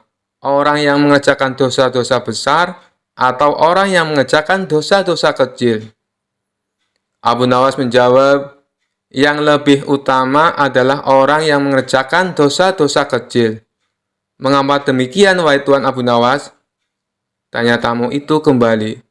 Sebab lebih mudah diampuni oleh Tuhan. balas Abu Nawas. Tamu pertama itu pun merasa puas dengan jawaban Abu Nawas, karena sejatinya ia yakin memang seperti itu. Selanjutnya datang tamu kedua menemui Abu Nawas. Ia juga menanyakan persoalan yang sama. Wahai Tuan Abu Nawas, manakah yang lebih utama? Orang yang mengerjakan dosa-dosa besar atau orang yang mengerjakan dosa-dosa kecil? Abu Nawas menjawab, orang yang tidak mengerjakan keduanya. Mengapa demikian, wahai Tuan Abu Nawas? Tanya tamu itu kembali. Dengan tidak mengerjakan keduanya, tentu tidak memerlukan pengampunan dari Tuhan, jawab Abu Nawas. Tamu kedua itu pun bisa menerima dan memahami atas jawaban Abu Nawas itu. Tidak lama berselang, datang tamu ketiga menemui Abu Nawas. Tamu tersebut juga menanyakan hal yang sama. Wahai Tuan Abu Nawas, manakah yang lebih utama? Orang yang mengerjakan dosa-dosa besar atau orang yang mengerjakan dosa-dosa kecil? Abu Nawas menjawab, orang yang mengerjakan dosa-dosa besar. Mengapa demikian, wahai Tuan Abu Nawas? Tanya tamu itu kembali. Sebab pengampunan Allah kepada hambanya sebanding dengan besarnya dosa hamba itu, jawab Abu Nawas. Mendengar jawaban Abu Nawas membuat tamu ketiga ini puas. Ia pun lalu pamit pulang. Ternyata selama Abu Nawas menerima ketiga tamu tersebut, ada salah satu muridnya yang selalu memperhatikan percakapan antara Abu Nawas dan tamu-tamunya itu. Sang murid merasa bingung dengan jawaban gurunya. Kenapa satu pertanyaan yang sama, tapi jawabannya berbeda-beda? Karena merasa penasaran, ia pun memberanikan diri menanyakan hal itu kepada Abu Nawas selaku gurunya. Wahai Tuan Guru, saya perhatikan dari awal, kenapa Tuan Guru memberikan jawaban yang berbeda? Padahal ketiga tamu tadi menanyakan persoalan yang sama. Abu Nawas hanya tersenyum mendengar pertanyaan muridnya itu. Ia pun lalu menjelaskan, wahai anakku, manusia itu dibagi menjadi 3 tingkatan. Tingkatan yang pertama adalah tingkatan mata. Tingkatan yang kedua adalah tingkatan otak. Dan tingkatan yang terakhir atau tingkatan yang ketiga adalah tingkatan hati. Adapun tamu yang pertama datang tadi, tingkatannya adalah tingkatan mata. Wahai Tuan Guru, tingkatan mata itu apa? Tanya si murid penasaran. Abu Nawas menjelaskan, tingkatan mata ibarat anak kecil yang melihat bintang di langit. Ia mengatakan bintang itu kecil, karena ia melihatnya hanya menggunakan mata. Sedangkan tamu kedua yang datang tadi, tingkatannya adalah tingkatan otak. Tingkatan otak? Apa itu tingkatan otak, wahai Tuan Guru? Tanya si murid kembali. Tingkatan otak ibarat orang pandai yang melihat bintang. Ia pasti akan mengatakan bintang itu besar, karena ia memang memiliki pengetahuan, jawab Abu Nawas. Dan tamu yang terakhir datang tadi atau tamu yang ketiga, dia tingkatannya adalah tingkatan hati, lanjut Abu Nawas. Lalu, apa itu tingkatan hati, wahai Tuan Guru? Tanya si murid. Tingkatan hati ibarat orang pandai dan mengerti, yang melihat bintang di langit. Ia tetap akan mengatakan bintang itu kecil, walaupun ia tahu bahwa bintang itu sebenarnya adalah besar. Karena bagi orang yang mengerti, tidak ada sesuatu apapun yang besar, melainkan dengan kemahabesaran Allah Subhanahu wa Ta'ala, jawab Abu Nawas. Setelah mendengar semua penjelasan gurunya itu, si murid menjadi paham kalau gurunya memberi jawaban sesuai dengan kapasitas orang yang bertanya. Itulah kenapa satu pertanyaan menghasilkan 3 jawaban yang berbeda-beda. Kisah selanjutnya. Pada suatu hari, Baginda Raja Harun al-Rasyid tersenyum sendiri manakala mendapati ayam betinanya bertelur. Beliau memanggil pengawal agar mengumumkan kepada rakyat bahwa kerajaan mengadakan sayembara untuk umum. Sayembara itu berupa pertanyaan yang mudah tetapi memerlukan jawaban yang tepat dan masuk akal. Barang siapa yang bisa menjawab pertanyaan itu akan mendapatkan imbalan yang amat menggiurkan, 1 pundi penuh uang emas. Tetapi bila tidak bisa menjawab, maka akan mendapatkan hukuman, undian yang berisiko. Pada kondisi yang susah begini, sayembara seperti itu mengundang banyak peminat. Sayang beribu sayang, karena hukuman yang berat bila gagal menjawab, maka para peminat itu hanya bisa menelan air liur saja. Pundi-pundi uang emas itu sungguh memikat. Namun apa daya otak diragukan kecerdasannya. Mengingat beratnya hukuman yang akan dijatuhkan, maka hanya 4 orang yang nekat mengikuti sayembara itu. Abu Nawas yang mendengar sayembara raja langsung mendaftar. Dia menjadi salah satu dari 4 orang itu. Aturan main sayembara itu ada 2. Pertama, jawaban harus masuk akal. Kedua, peserta harus mampu menjawab sanggahan dari baginda raja sendiri. Pada hari yang telah ditetapkan, para peserta sudah siap di depan panggung. Penonton pun berjubel. Mereka ingin menyaksikan siapa yang beruntung akan mendapatkan pundi-pundi uang emas itu. Baginda raja duduk di atas panggung. Beliau memanggil peserta pertama. Peserta pertama maju dengan tubuh gemetar. Baginda raja bertanya, "Manakah yang lebih dahulu? Telur atau ayam?" "Telur," jawab peserta pertama. "Apa alasannya?" tanya baginda raja. "Bila ayam lebih dahulu, itu tidak mungkin, karena ayam berasal dari telur," kata peserta pertama menjelaskan. "Kalau begitu, siapa yang mengeramit telur itu?" sanggah baginda raja. Peserta pertama pucat pasi, wajahnya mendadak berubah putih seperti kertas. Ia tidak bisa menjawab. Tanpa ampun ia dimasukkan ke dalam penjara. Kemudian peserta kedua maju dan berkata, "Paduka yang mulia, sebenarnya telur dan ayam tercipta dalam waktu yang bersamaan." "Bagaimana bisa bersamaan?" tanya baginda raja. "Bila ayam lebih dahulu, itu tidak mungkin, karena ayam berasal dari telur. Bila telur lebih dahulu, itu juga tidak mungkin, karena telur tidak bisa menetas tanpa diirami," kata peserta kedua dengan mantap. "Bukankah ayam betina bisa bertelur tanpa ayam jantan?" sanggah baginda raja memojokkan. Peserta kedua bingung, ia pun dijebloskan ke dalam penjara. Lalu giliran peserta ketiga, ia berkata, "Tuanku yang mulia, sebenarnya ayam tercipta lebih dahulu daripada telur. Sebutkan alasanmu," kata baginda raja. "Menurut hamba, yang pertama tercipta adalah ayam betina," kata peserta ketiga meyakinkan. "Lalu, bagaimana ayam betina bisa beranak pinak seperti sekarang, sedangkan ayam jantan tidak ada?" tanya baginda raja memancing. "Ayam betina bisa bertelur tanpa ayam jantan. Telur diirami sendiri, lalu menetas dan menurunkan anak ayam jantan. Kemudian menjadi ayam jantan dewasa dan mengawini induknya sendiri."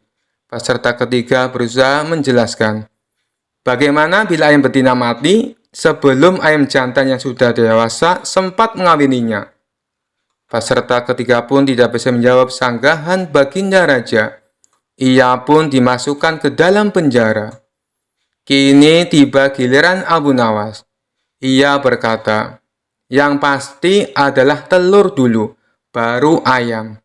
"Coba terangkan secara logis," kata baginda raja ingin tahu.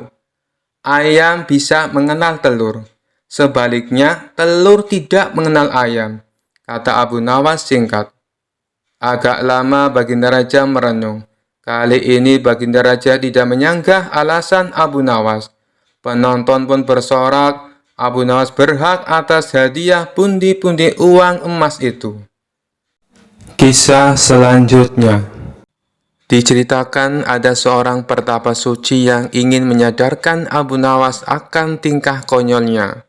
Menurut dia, apa yang dilakukan oleh Abu Nawas tidaklah mencerminkan manusia. yang memiliki etika moral kesopanan. Dia juga ingin menunjukkan bahwa keyakinan yang dianutnya selalu mengedepankan etika normal kesopanan. Tujuan si Pertapa Suci melakukan hal itu tidak lain dan tidak bukan supaya Abu Nawas tertarik dan mengikuti keyakinannya. Singkat cerita, maka berangkatlah si Pertapa Suci ke rumah Abu Nawas. Sesampainya di sana, ia langsung mengetuk pintu rumah Abu Nawas. Tatkala Abu Nawas membukanya, ia terkejut melihat seorang Pertapa Suci datang berkunjung. Lalu Abu Nawas mempersilakan masuk dan menanyakan maksud tujuan kedatangannya. Si Pertapa Suci secara terang-terangan mengatakan bahwa dirinya ingin mengajari Abu Nawas tentang etika norma kesopanan dalam bermasyarakat. Wahai Abu Nawas, di dalam agama saya penuh dengan cinta kasih, dan memuliakan orang lain adalah suatu keharusan, kata si Pertapa Suci. Begini Tuan, meskipun saya seorang Muslim, saya tetap akan menghormati keyakinan Anda, dan saya tetap akan memuliakan Anda sebagai tamu saya, balas Abu Nawas. Rupanya di sepanjang obrolannya si Pertapa Suci tak henti-hentinya mendoktrin Abu Nawas untuk ikut ke dalam keyakinannya. Melihat gelagat seperti itu, Abu Nawas malah menggunakan kesempatan tersebut untuk mengerjai si Pertapa Suci, tentunya dengan cara-cara yang konyol.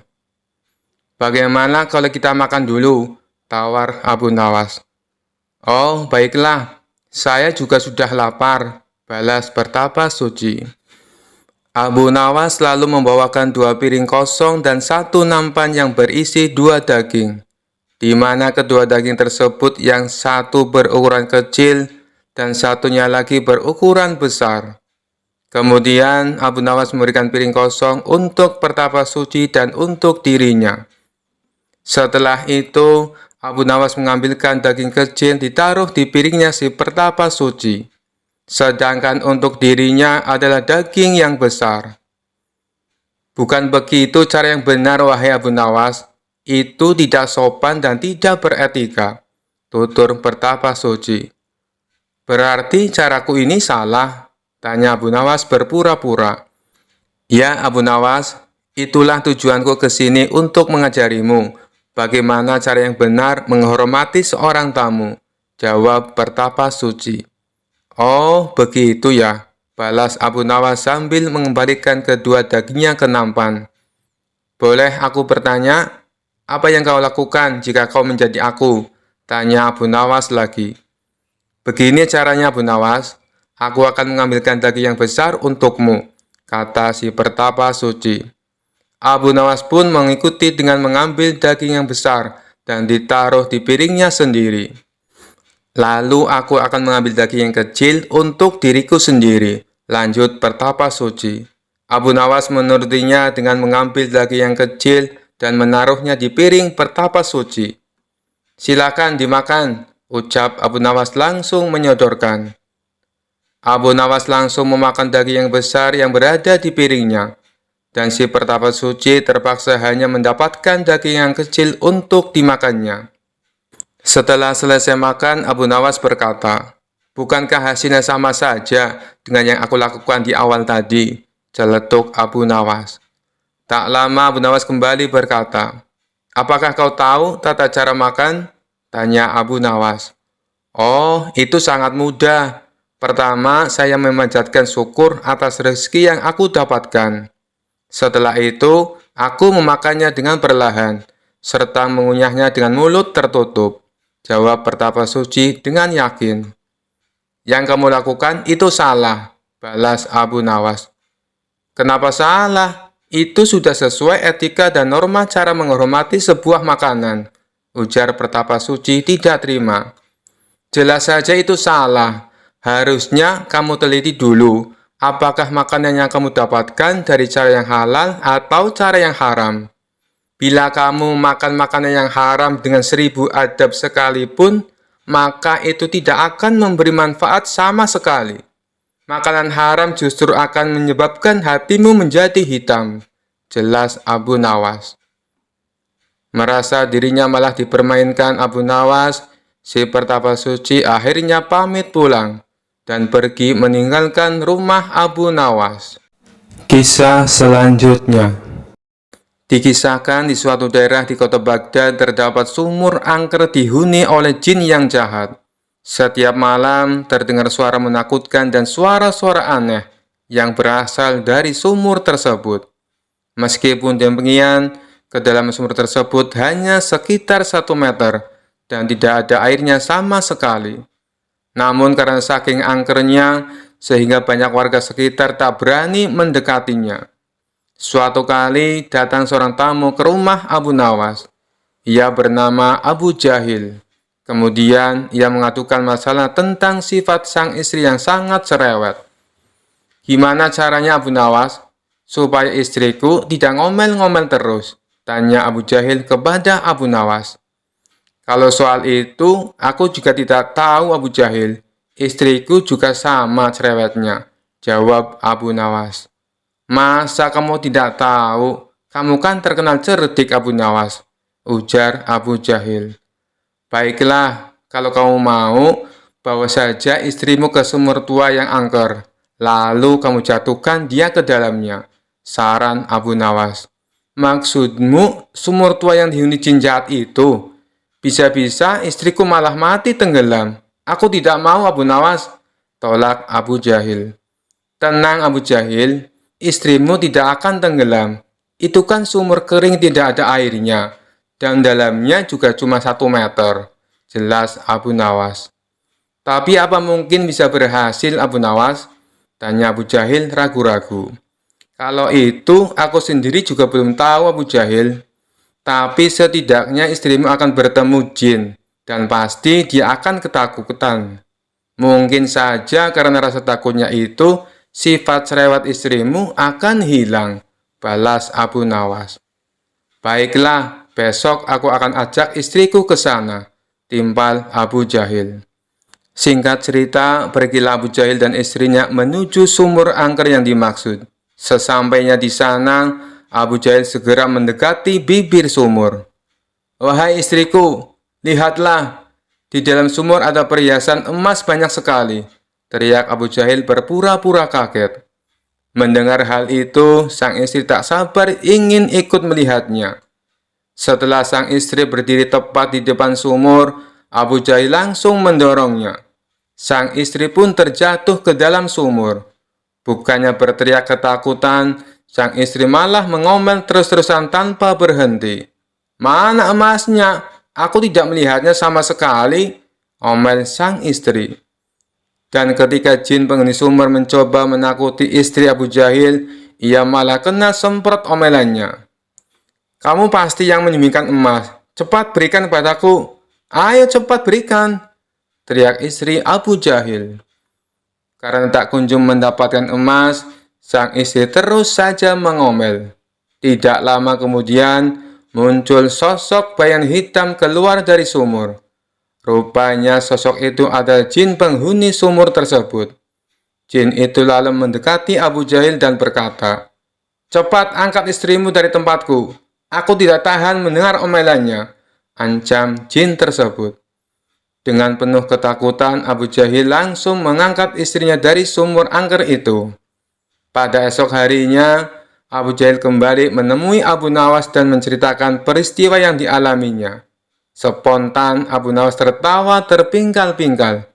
Ternyata istrimu lebih cerewet daripada istriku. Jin saja sampai tak tahan mendengar omelannya, seloroh Abu Nawas sambil terus tertawa. Kisah selanjutnya. Pada suatu hari, di waktu siang yang begitu panas, Abu Nawas membawa lampu minyak dan digoyang-goyangkan, sembari berhenti pada setiap sudut rumah. Begitu balik, ia kembali berjalan dengan lampu yang masih dipegangnya. Penghuni Baghdad geger karena tingkah laku Abu Nawas. Mereka heran dengan orang yang secerdas ini berjalan di siang hari ketika sinar matahari menyorot sambil membawa lampu. Abu Nawas mulai gila kata salah seorang warga Baghdad yang tengah memperhatikan Abu Nawas. Kendati demikian, Abu Nawas mengabaikan warga sekitar. Keesokan harinya, dia tetap melakukan hal yang sama. Kali ini, Abu Nawas berjalan lebih pagi sambil membawa lampu minyak. Dia pun menoleh ke kanan dan ke kiri tanpa bersuara. Beberapa orang yang menyaksikan tingkah Abu Nawas lantas bertanya kepada Abu Nawas terkait hal yang dilakukannya di siang hari dengan lampu yang ada di tangannya. Abu Nawas lalu menjawab, "Saya sedang mencari neraka." Mendengar jawabannya, warga pun mulai berpikiran bahwa Abu Nawas gila. Bahkan di hari ketiga, ia masih melakukan hal yang sama dan membawa lampu minyak yang digoyang-goyangkan juga. Warga Baghdad tidak sabar akan perilaku Abu Nawas, lantas menangkapnya. Pasalnya di Baghdad ada sebuah undang-undang yang melarang orang gila berkeliaran. Sejumlah musuh politik Harun al-Rashid justru gembira melihat Abu Nawas ditangkap. Mereka menganggap ketidakwarasan Abu Nawas bisa dijadikan sebagai senjata untuk menyudutkan wibawa sang khalifah. Khalifah Harun al-Rashid yang malu atas perilaku Abu Nawas lantas bertanya dengan nada tinggi, "Abu Nawas, apa yang kamu lakukan dengan lampu minyak itu di siang hari?" "Hamba mencari neraka, Paduka yang mulia," jawab Abu Nawas lancar. Tidak ada tanda-tanda bahwa dirinya gila. "Kamu gila, Abu Nawas. Kamu gila." "Tidak, Paduka. Mereka lah yang gila," kata Abu Nawas. "Siapa mereka?" Abu Nawas kemudian meminta orang-orang yang tadi menangkap dan mengiringnya berkumpul di istana. Setelah berkumpul di depan istana, Abu Nawas didampingi Khalifah Harun al-Rashid mendatangi mereka. "Wahai kalian, orang yang mengaku waras, apakah kalian selama ini menganggap orang lain yang berbeda pikiran dan berbeda pilihan dengan kalian adalah munafik?" tanya Abu Nawas. "Benar," jawab orang-orang itu yang berjumlah ribuan. "Apakah kalian juga menyatakan para munafik itu sesat?" tanya Abu Nawas. "Betul, dasar sesat." "Jika mereka munafik dan sesat, apa konsekuensinya?" tanya Abu Nawas. "Orang munafik pasti mereka masuk neraka. Dasar munafik kamu." Mendengar hal itu, Abu Nawas kembali menimpali. "Baik, jika saya munafik, sesat dan masuk neraka, di mana neraka yang kalian maksud? Punya siapa neraka itu?" sambil mengangkat tinggi-tinggi lampu di tangannya. Jawaban Abu Nawas membuat orang-orang yang berada di depan Khalifah Harun al-Rashid habis kesabaran. Mereka merasa diledek dengan mimik Abu Nawas. "Hei Abu Nawas, tentu saja neraka ada di akhirat, dan itu milik Allah. Kenapa kamu tanya?" "Paduka, mohon maaf, tolong sampaikan pada mereka, jika neraka ada di akhirat dan yang punya neraka adalah Allah, kenapa mereka di dunia ini gemar sekali menentukan orang lain masuk neraka?" tanya Abu Nawas. "Apakah mereka asisten Allah yang tahu bocoran catatan Allah, atau jangan-jangan mereka lah yang gila?" lanjutnya. Ucapan Abu Nawas pun membuat Khalifah Harun al-Rashid tertawa. Begitu jenaka sosok Abu Nawas di mata Khalifah Harun al-Rashid. Khalifah Harun al-Rashid lalu berkata sambil nasib tergelak menahan tawa, "Abu Nawas, besok siang lanjutkan mencari neraka. Jika sudah ketemu, jebloskan orang-orang ini ke dalamnya," kata Khalifah Harun al-Rashid. Kisah selanjutnya. Kala itu sejumlah penduduk Baghdad berkumpul di depan istana Khalifah Harun al-Rashid. Sebagian berteriak dan meminta agar Abu Nawas ditangkap. Para penduduk protes karena baliho raksasa milik Abu Nawas yang dipasang di depan rumahnya berbunyi, "Dijual cepat matahari Baghdad, siapa cepat dapat bonus anak unta." Penduduk lainnya merasa panik dan kasak-kusuk di depan istana. Mereka takut sekaligus bingung. Jika matahari Baghdad dijual, bagaimana mereka bisa hidup? "Abu Nawas, Kamu serius mau menjual matahari? Tanya Khalifah Harun al-Rasyid sambil mengamati massa yang membeludak di depan istananya. Benar, Baginda, supaya kita bisa ikut cara mereka menggunakan otak, jawab Abu Nawas. Maksudnya? Khalifah kembali bertanya. Begini, Baginda, apakah Baginda senang infrastruktur di Baghdad terbangun hebat di zaman Baginda? Baginda bangga bisa menjadi tauladan buat rakyat, bahwa selama menjabat jadi khalifah, Baginda tidak korupsi. Baginda senang tidak mempertontonkan keserakahan dengan menguasai ratusan ribu hektar padang pasir, padahal Baginda bisa melakukannya dengan kekuasaan yang sekarang Baginda genggam, beber Abu Nawas. Khalifah Harun al-Rasyid yang bingung lantas meminta Abu Nawas untuk menjelaskan maksud dari ucapannya itu. Abu Nawas, coba langsung saja ke inti masalah. Jika Baginda turun dan tanya massa yang sekarang berdemonstrasi itu, ketahuilah bahwa mereka akan menjawab, buat apa bangun infrastruktur? Infrastruktur tidak bisa dimakan. Jadi, jalan-jalan mulus yang Baginda bangun selama ini, puluhan bendungan yang Baginda banggakan, lapangan terbang, rel kereta api, pasar-pasar, itu semua percuma, tak bisa dimakan, kata Abu Nawas menjelaskan. Khalifah Harun al-Rasyid terdiam. Baginda bangga tidak korupsi. Anak Baginda jual pisang goreng, itu malah membuat mereka marah dan cemburu. Buat mereka, Baginda mestinya korupsi saja, agar mereka tak repot-repot lagi bikin isu yang tidak masuk akal.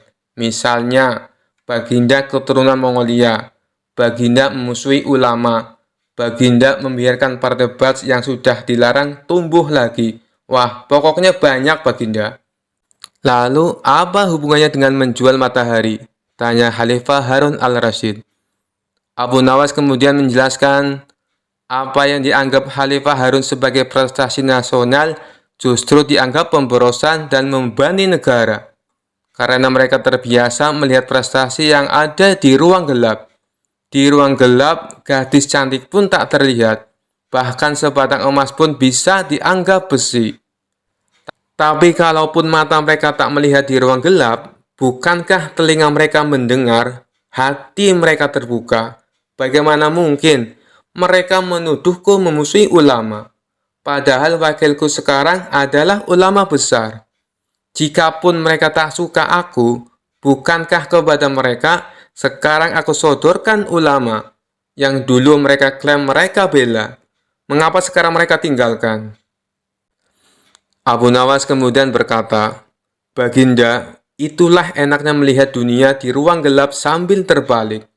Kita bisa menikmati apa yang mereka nikmati selama ini. Baginda tidak capek berpikir rasional. Khalifah Harun al-Rasyid kembali terdiam. Abu Nawas lanjut menjelaskan, percayalah Baginda, hanya dengan melihat segala sesuatu di kegelapan, Baginda akan paham mengapa selama ini mereka melihat infrastruktur megah, pemerataan pembangunan daerah tertinggal, semuanya sama sekali tidak berguna, karena tak bisa dimakan.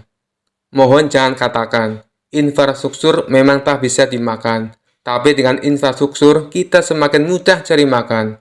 Itu cara berpikir rasional dan normal, Paduka. Massa di depan istana semakin membludak. Khalifah Harun al-Rasyid masih diam. Ia lantas memberi isyarat membenarkan ucapan Abu Nawas. Jadi, boleh saya menjual matahari, Baginda? Kisah ini menunjukkan Abu Nawas sebagai pribadi yang cerdas dan peduli. Mimpi tak akan nyata karena keajaiban. Butuh keringat, kebulatan tekad, dan kerja keras untuk mewujudkannya. Kisah selanjutnya. Pada suatu siang, di sebuah masjid pinggir kota Baghdad, ada seorang pria bernama Abdul Qasim yang sedang beristirahat sejenak.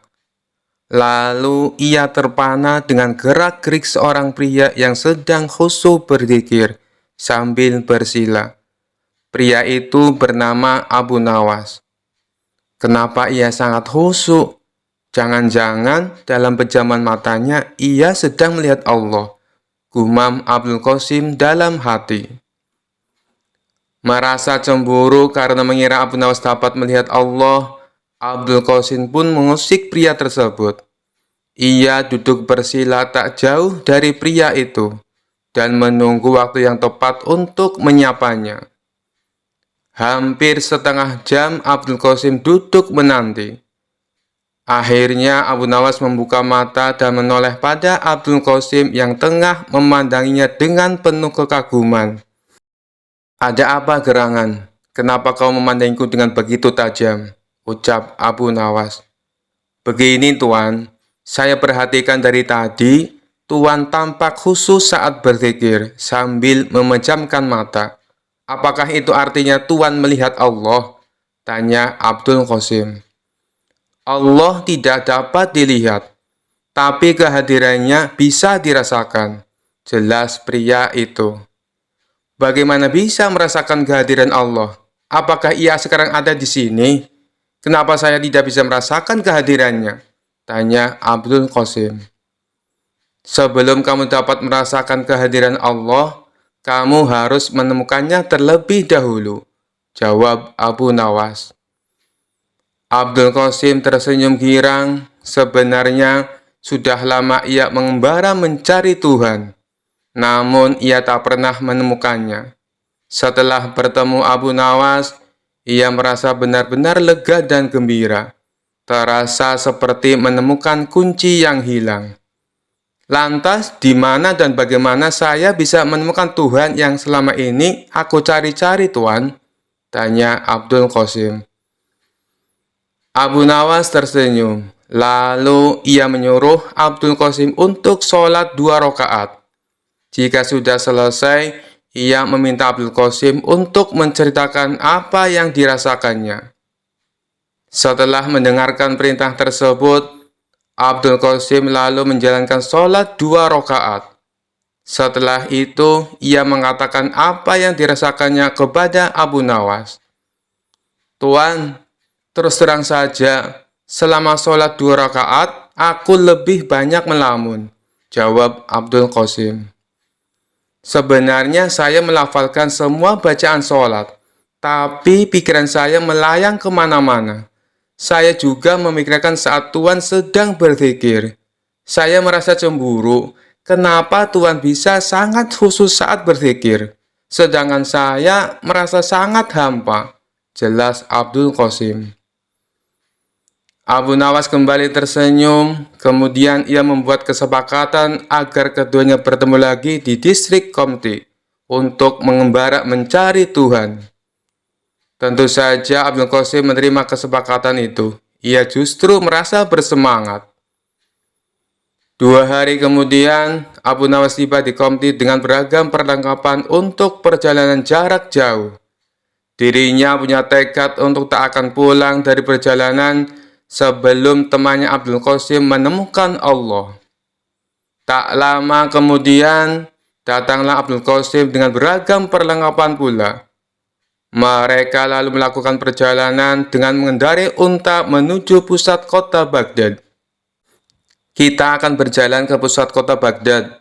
Di sana penuh keramaian, sehingga Allah pasti ada untuk mengatur peran-peran dari kehidupan manusia dan rezeki setiap orang. Namun, tampaknya tak semua orang bisa merasakan kehadiran Allah, seperti yang sekarang ini kamu alami," ucap pria cerdas itu kepada Abdul Qasim.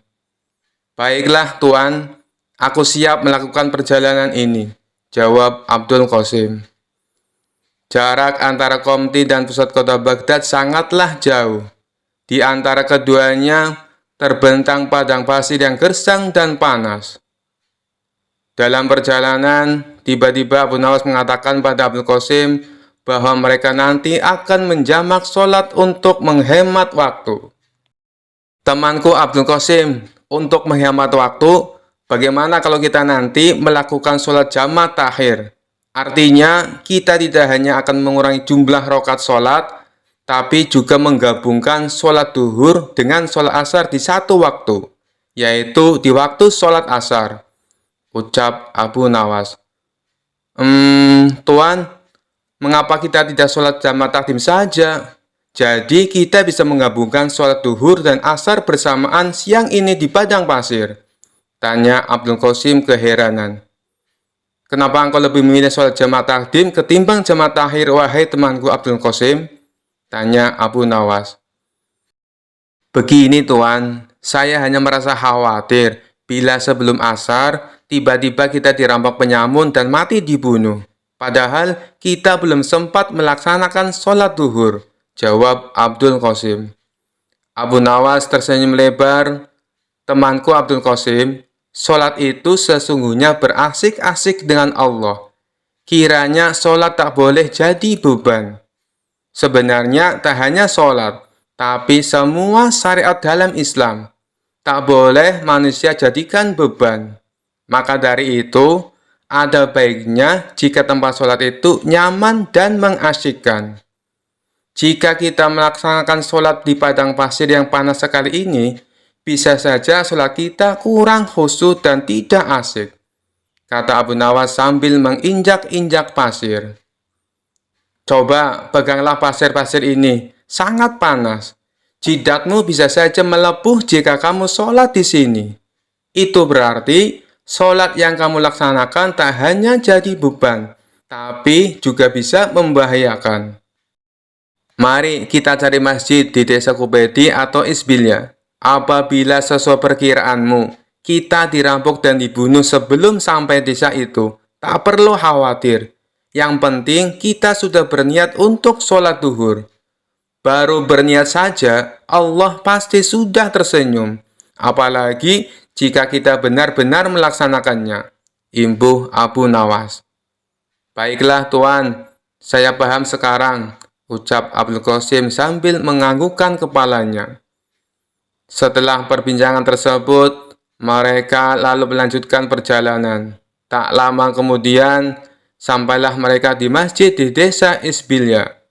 Mereka lalu bertemu dengan serombongan musafir yang berhenti di masjid dengan mengendarai unta mereka.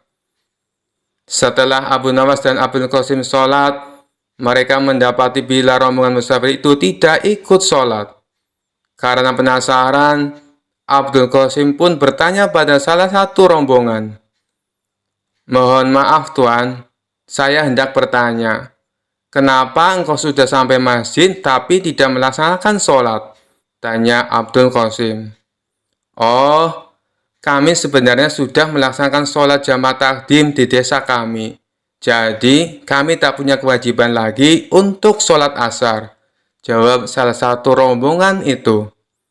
Lantas, mengapa kalian berhenti di masjid jika memang tak lagi punya kewajiban untuk sholat asar? Tanya Abdul Qasim penasaran. Oh, itu karena beberapa ekor unta kami tampak kelelahan. Jadi, kami berhenti sejenak untuk membiarkan mereka beristirahat di taman masjid ini. Islam mengajarkan kami untuk tidak berbuat zalim kepada semua makhluk, termasuk pada unta-unta ini. Benar begitu kan? Jawab kepala rombongan. Abdul Qasim merasa kagum dengan jawaban ketua rombongan musafir itu. Namun masih ada yang ingin ia tanyakan. Tuan, apakah engkau bersikap baik hanya pada unta saja atau pada semua binatang? Tanyanya. Ketua rombongan itu tersenyum lalu menjawab. Jangankan kepada binatang, bahkan kepada pepohonan ini pun kami juga takut untuk berbuat zalim. Kita sholat untuk mencegah dari berbuat fahsyah dan mungkar. Untuk apa kita sholat jika tetap berbuat kejahatan terhadap sesama makhluk ciptaan Allah? Abdul Qasim semakin kagum dengan jawaban tersebut. Ia lalu pamit untuk melanjutkan perjalanan bersama Abu Nawas. Sepanjang perjalanan, ia tampak lebih tenang saat mengendalikan untanya. Sepertinya ia tengah berusaha mencerna kalimat yang diucapkan oleh ketua rombongan musafir tadi.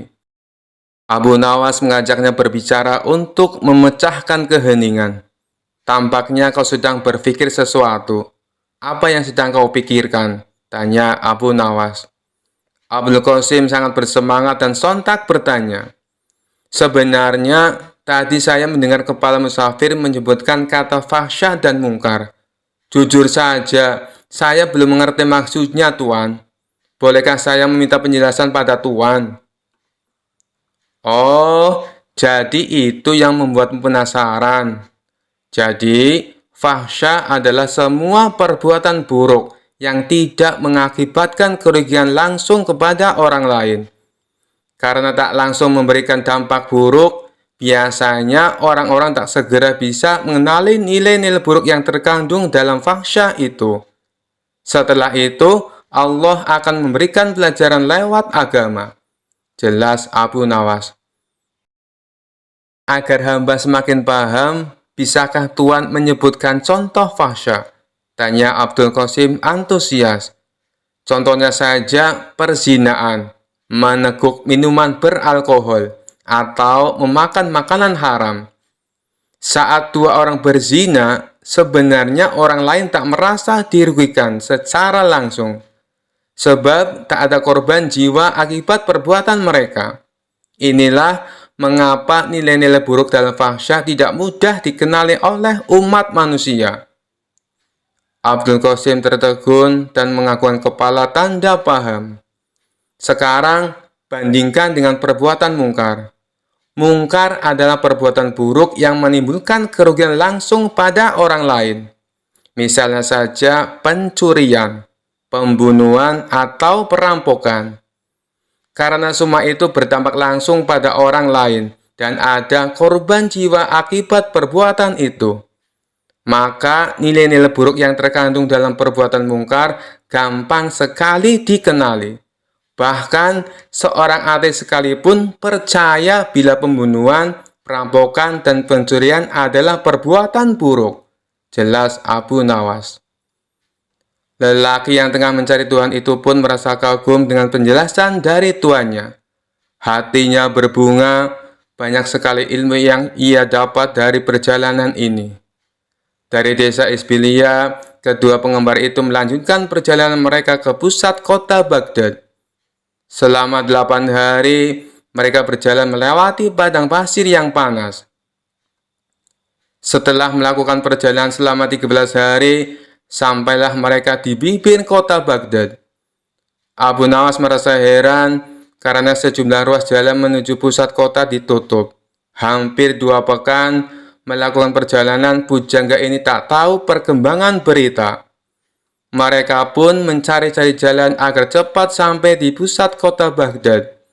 Pada akhirnya, mereka pun berhasil sampai di pusat kota Baghdad.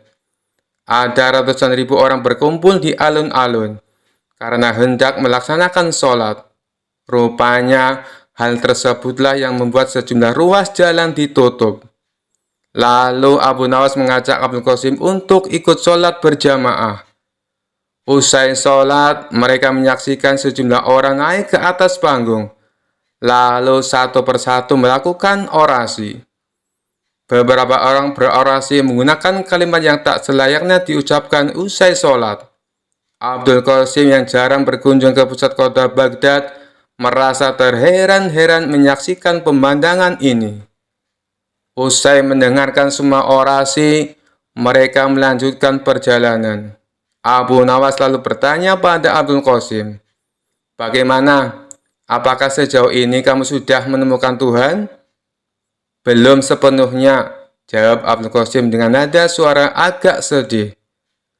"Bahkan sejujurnya, di alun-alun tadi saya merasa tidak sholat. Boro-boro saya menemukan Tuhan," imbuhnya. Abu Nawas tahu arah pembicaraan Abdul Qasim. Tapi ia biarkan temannya itu meracau sendiri di atas panggung untanya.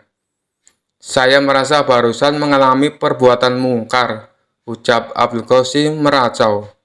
"Kenapa bisa begitu?" tanya Abu Nawas. "Saat menuju pusat kota Baghdad, kita tadi benar-benar kesulitan mencari jalan. Karena beberapa jalan ditutup gara-gara ratusan orang mau sholat di tanah lapang. Padahal sebelah lapangan itu ada masjid yang besar. Bukankah ini mirip definisi perbuatan mungkar yang Tuhan pernah jelaskan?" ucap Abdul Qasim. Saya tak ingin buru-buru mengatakan yang mereka lakukan tadi itu adalah perbuatan mungkar. Siapa tahu mereka memang berniat untuk sholat berjamaah di tempat terbuka, ujar Abu Nawas. Dalam hati, Abu Nawas sebenarnya merasa senang karena temannya mulai menemukan pintu yang benar menuju Tuhan. Ia makin bersemangat menemani Abdul Qasim untuk menemukan Tuhan. Setelah 2 hari meninggalkan kota Baghdad, sampailah mereka di sebuah masjid kecil di pinggir gurun. Saat menambatkan unta di halaman masjid, mereka sadar bila bekal mereka telah habis. Lalu mereka pun bingung apa yang bisa dimakan di kampung kecil di tengah gurun seperti ini. Di tengah kebingungan, tiba-tiba datang sekelompok kafilah di masjid itu. Dari baju mereka yang kemal, mereka adalah kaum Badui miskin yang tampaknya tengah melakukan perjalanan jauh dan melelahkan. Usai menampatkan unta mereka, kepala kafilah itu menghampiri Abu Nawas dan Abul Qasim untuk memberi salam. Setelah berbincang singkat, kepala kafilah itu tahu bila Abu Nawas dan Abul Qasim sedang kelaparan. Tanpa basa-basi, kepala kafilah itu memberi mereka makanan. Awalnya Abu Nawas menolak, karena ia melihat makanan itu sebenarnya juga bekal terakhir yang dibawa kafilah itu. Tapi setelah kepala kafilah itu maksanya, akhirnya Abu Nawas menerima makanan itu. Tanpa sadar, ia meneteskan air mata karena merasa terharu. Kenapa Tuhan memberikan makanan ini pada kami? Padahal bekal Tuhan juga menipis. Sementara perjalanan Tuhan pasti masih jauh, tanya Abdul Qasim. Saudara mungkin tak tahu, sebenarnya saya bukan mengurangi bekal makanan, tapi justru sedang menambahnya, jelas ketua kafilah. Bagaimana bisa? Tanya Abdul Qasim bingung. Ingatlah perkataanku wahai saudaraku. Allah memerintahkan kita untuk bersedekah dalam kondisi sempit maupun lapang. Ia senang dengan apa yang kita kerjakan ini. Allah juga berjanji, jika kita bersedekah, maka ia akan menganjarkan pahala sebanyak 700 kali lipat. Bayangkan saja, saya sekarang memberi kalian sekantong makanan, maka nanti akan datang 700 kantong makanan untuk kami, ucap ketua kafilah. Bagaimana Tuhan bisa yakin? Seandainya 700 kantong makanan itu tidak datang, Tuhan akan mati kelaparan, ujar Abdul Qasim penasaran. Saya yakin sekali bahwa Allah di samping kita. Jangan pernah meragukan kemampuannya membagi-bagi rezeki. Buktinya, saat kalian sedang kelaparan di padang pasir, Allah tetap mengirimkan rezeki dengan mengutus kami datang ke masjid ini, ucap kepala kafilah sambil menepuk pundak Abdul Qasim. Lagi pula, jika Allah tidak memberikan 700 kantong makanan pada kami, pada nanti malam atau besok pagi hingga kami pun mati, saya lebih berbahagia lagi. Itu berarti Allah yang kami yakini selalu ada di samping kami. Akan segera kami jumpai dengan sepenuh keyakinan dan kebahagiaan. Imbuh ketua kafilah sambil undur diri untuk menyantap bekal terakhirnya. Sementara Abu Nawas dan Abdul Qasim menyantap makanan mereka dengan tetesan air mata. Saat senja tiba, rombongan kafilah itu mohon pamit. Lalu Abu Nawas dan Abdul Qasim mengantar kepergian mereka dengan syukur dan sukacita. Karena hari sudah semakin gelap, bagaimana kalau bermalam saja di masjid ini? Besok kita akan kembali ke rumah masing-masing, ucap Abdul Qasim. Apakah itu artinya kau sudah menemukan Tuhan, saudaraku Abdul Qasim? Tanya Abu Nawas. Benar Tuan, saya sudah menemukan Tuhan yang selama ini hilang dari saya. Tapi Tuan nikmati keberadaannya dalam zikir Tuan. Jelas Abdul Qasim yakin. Bagaimana bisa engkau tiba-tiba menemukan Tuhan, saudaraku? Tanya Abu Nawas penasaran. Sebenarnya, ketika hari pertama kita melakukan perjalanan, dan Tuhan berkata bahwa sholat harus mengasihkan dan tak boleh tersiksa menanggung beban, saya hampir menemukan Allah. Ia menurunkan syariat agama pasti untuk membahagiakan umatnya, bukan untuk mempersulit mereka, ucap Abdul Qasim. Kemudian, ketika kita bertemu dengan musafir yang peduli pada unta-unta mereka, saya sudah merasa semakin dekat dengan Tuhan yang saya cari.